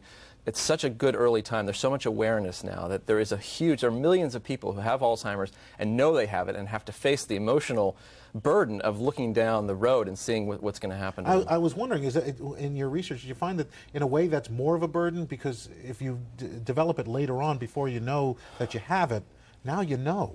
It's a tough call. I mean, on the one hand, you get to have conversations with your friends and your family and say, this is what I would like to do, and try to give them support and, of course, get your papers straightened out. On the other hand, it's a horrible thing to know, an absolutely horrible thing to know that you're going to be facing this and that there's no cure. And for caregivers, you talk about the fact that with Alzheimer's, it's the brain kind of deteriorating in reverse from the way it developed. This is one of the things they've discovered very recently.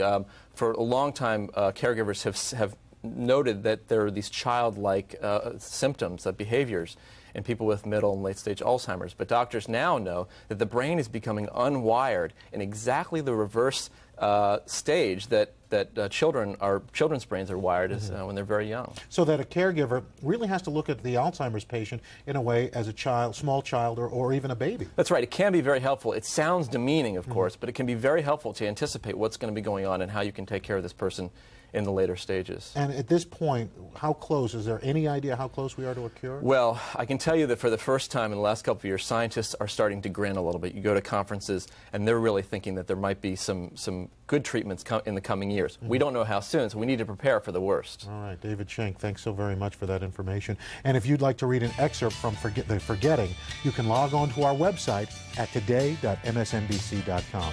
Up next, could your kid be heading for the sports stardom that the Williams sisters have achieved? First, this is Today on NBC.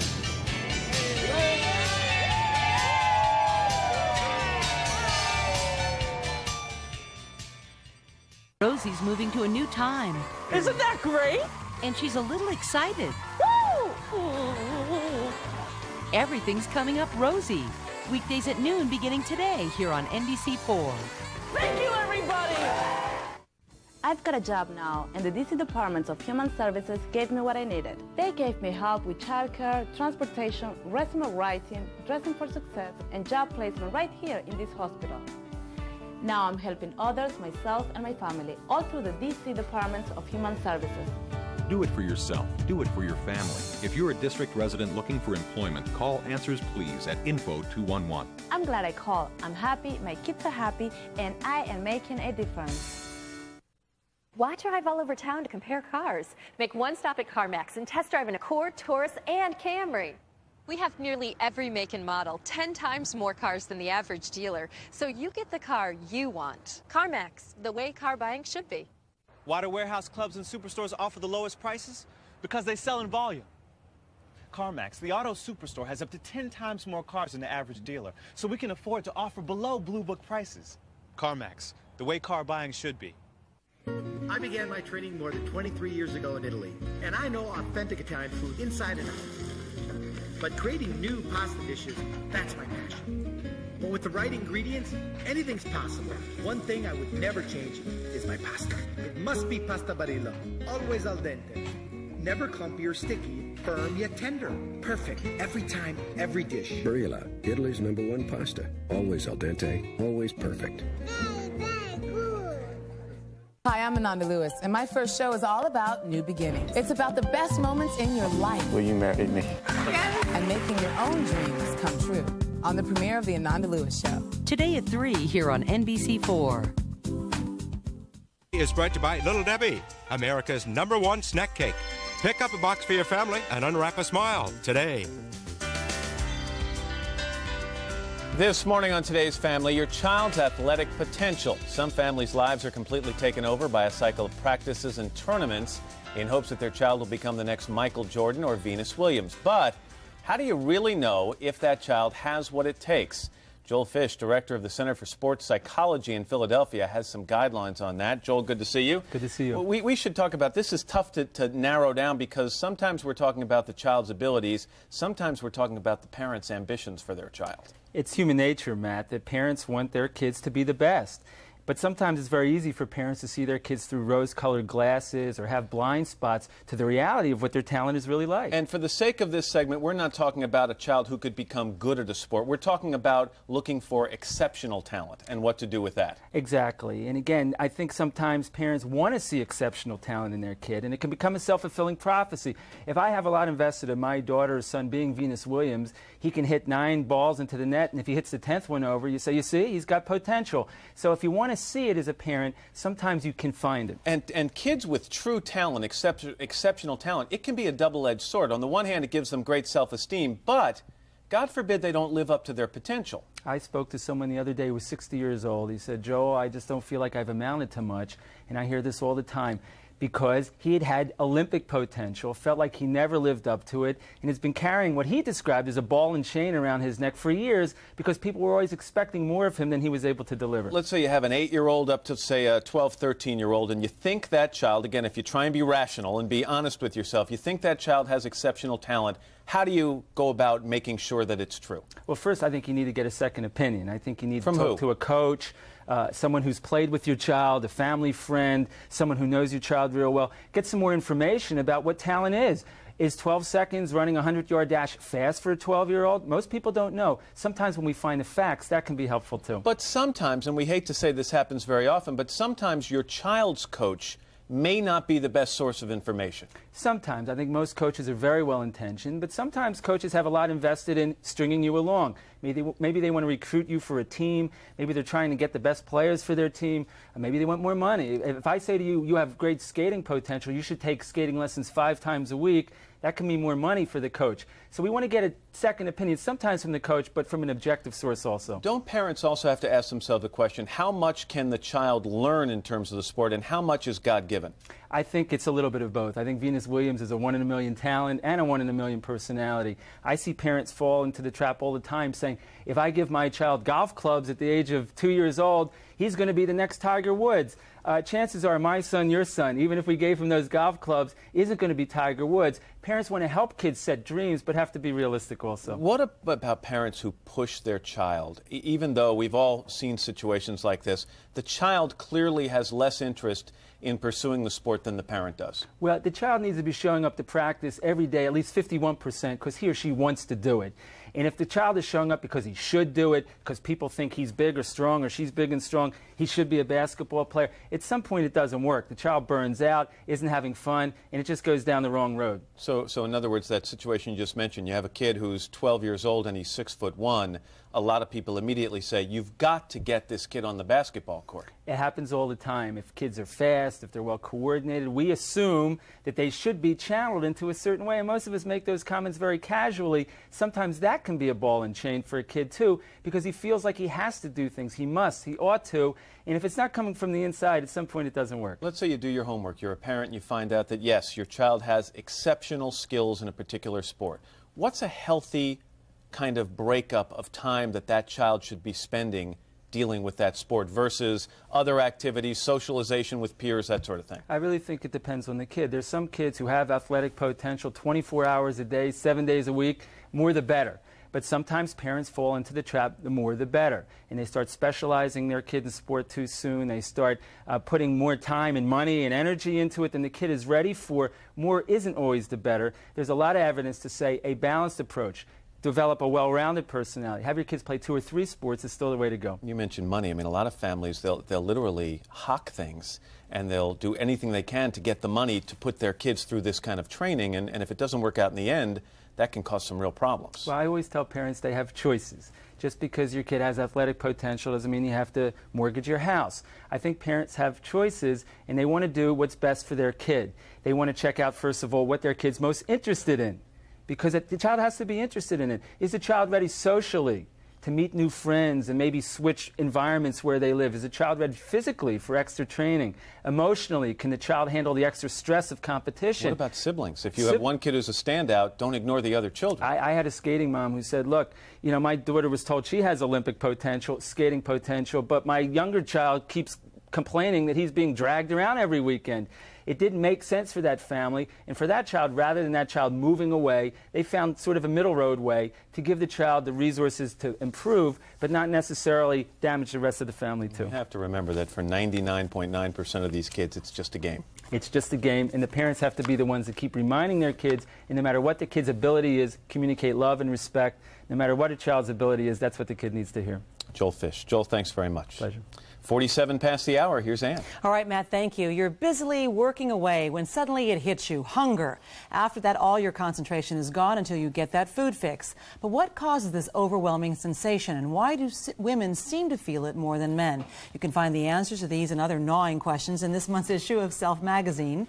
And Lucy Danziger is the editor-in-chief. Good morning, Lucy. Thanks for having me. It seems to me that women have so many women anyway, have such an unhealthy relationship with food. We don't eat, you know, we forget to eat maybe because of kids, or we don't eat to diet, and then we eat everything in sight. And there's a physiological reason for this, especially during that time of the month.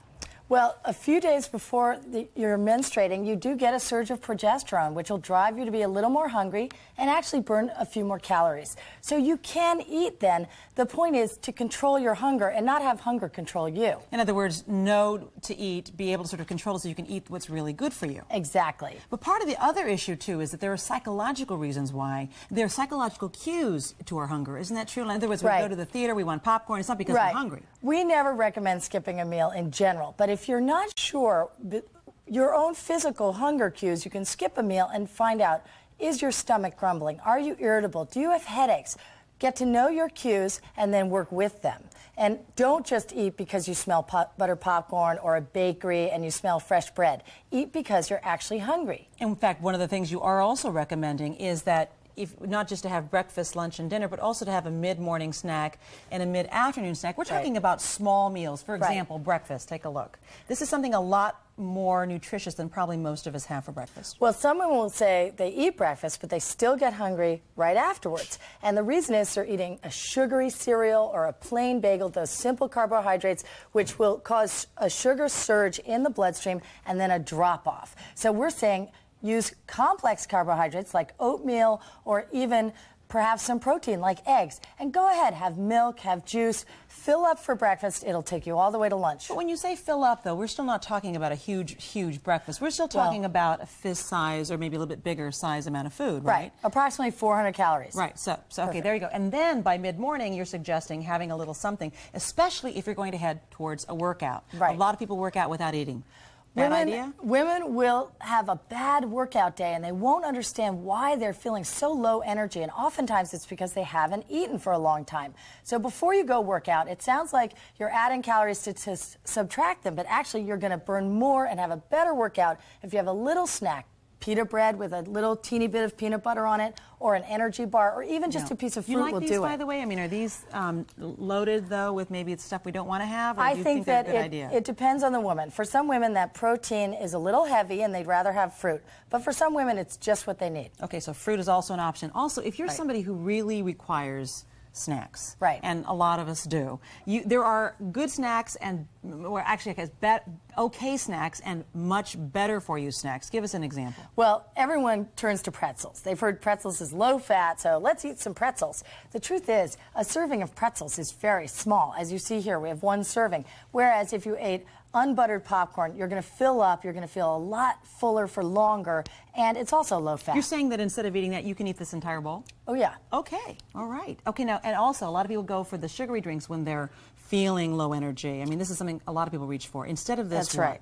Well, obviously, if it's sugar-packed, it's going to have that same effect, to shoot your blood sugar up, and it's not going to last for long. It's a quick fix, but a glass of milk gives you a lot more nutrients and protein, and it'll keep you fuller longer. Okay, and then also, ice cream at night, the entire pint sometimes happens in our family. Which is too bad. Right, which is really something I don't want to admit to. But instead of that, you have another recommendation. It's all about eating smart. Everyone gets hungry, and the point is, if you eat a little bit of ice cream, you will feel full, but it's at the expense of a lot of fat. So if you take a low-fat yogurt, make it into a smoothie with some fruit, you're going to get a lot fuller for longer, and you're going to get all that nutrient without all the fat. It sounds like what you're saying is the bottom line is that if you maintain your energy flow by having small meals and snacks to maintain your level, you have less chance that you're going to have a craving for something that you cannot control. That's what sounds like you're saying. Exactly. I mean, when I get hungry, and a lot of women feel this way, you don't so much hear your stomach rumbling as you start to get irritable. And it's that cortisol, and it's that stress hormone. It's the fight or flight. Sends me straight to the vending machine. All right, wrong idea. Fight or flight. Here are two guys who don't do it very often. Well, thank you, Lucy Denziger. Thank you. Good to see you. Thanks for having me. Appreciate it. Yeah. That about does it for us on a Monday morning. Coming up tomorrow, the chairman has left the building. We're going to talk about the highs and lows of Jack Welch's 20-year career as the CEO of our parent company, GE, and we'll talk about his new book as well. It's all coming up tomorrow. Have a good afternoon, everyone.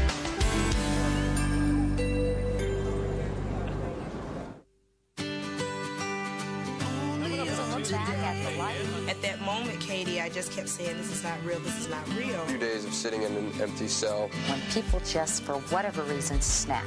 Faithful sacrifice. You can look me in the eye and say that you are a president committed to clean. Morning once again, everybody. Today is a make or break. Only on today. Man, that's television. The summer's over. It's time to go back to work. A new season is coming. Are you ready?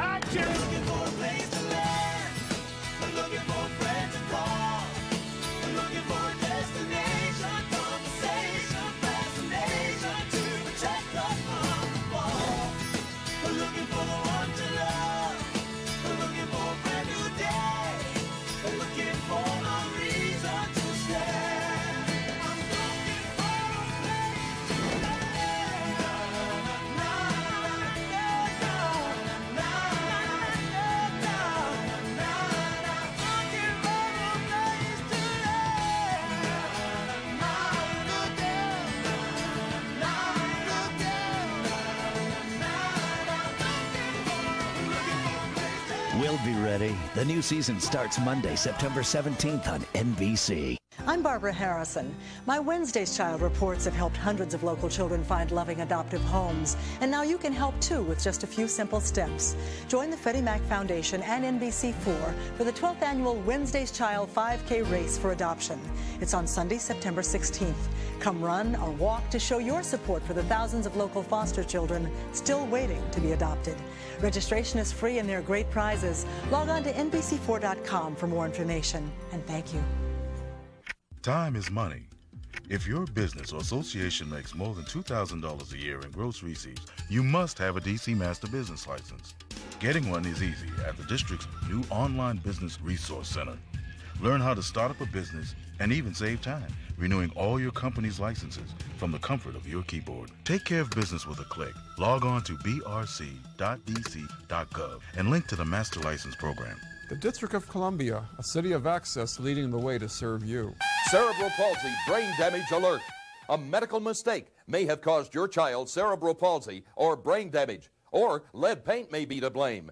Your child may have a right to lifetime care. Find out free. Call the Spectre Legal Team, 1-800-626-2100. Call now regardless of your child's age. No fees or expenses unless we get money for you. We've collected millions and millions for the injured. Call 1-800-626-2100, the voice of the victim. You're watching NBC4, working for you. Live from the area's leading news station, this is News 4 at 10. Cloudy out there this morning, this Monday morning, and some rain on the way. We'll be talking about that coming up. Good morning, everyone. Welcome to News 4 at 10. I'm Barbara Harris, and it's the 10th day of September, 2001. Good morning to you. I'm Joe Krebs. Meteorologist Tom Kirine's here to tell us about the rain in our forecast. But first, in the news this morning, D.C. Mayor Anthony Williams responds to reports detailing problems in the city's child welfare system that are blamed for the deaths of dozens of children in the city. The Redskins have a new quarterback and a new coach, but they got the regular season off to a terrible start. We'll have details of that. Plus, we're going to hear from some Redskins fans on the morning after a humiliating defeat at the hands of San Diego. Let's check on traffic, see how things are moving out there now with the rush hours just about behind us for this Monday morning. Here's Jerry Edwards. Good morning once again. The rush hour actually, for the most part, winding down. Still a couple of slow spots. We'll take a live look. Northbound 95, still looking at slow traffic between Newington and Springfield. Had a series of problems on 395 throughout the morning, all of which have been removed from traffic, so that is good news. And we'll take a peek north of town on the Beltway over here at Connecticut Avenue. There's no road work on the inner loop. However, we're told that there is construction on the outer loop of the Beltway, taking away a lane between 29 and Georgia. So the outer loop is a little backed up. We'll keep you updated. Barbara and Joe, back to you. All right, thanks, Jerry. Thanks. Let's go to Tom Kieran now in Storm Center 4 and take a look at what kind of a day we're going to have. These clouds going to clear out, Tom? Well, maybe briefly for a while. We're not going to see significant clearing till later on tonight because we have a weather front approaching, triggering some light sprinkles already around this morning.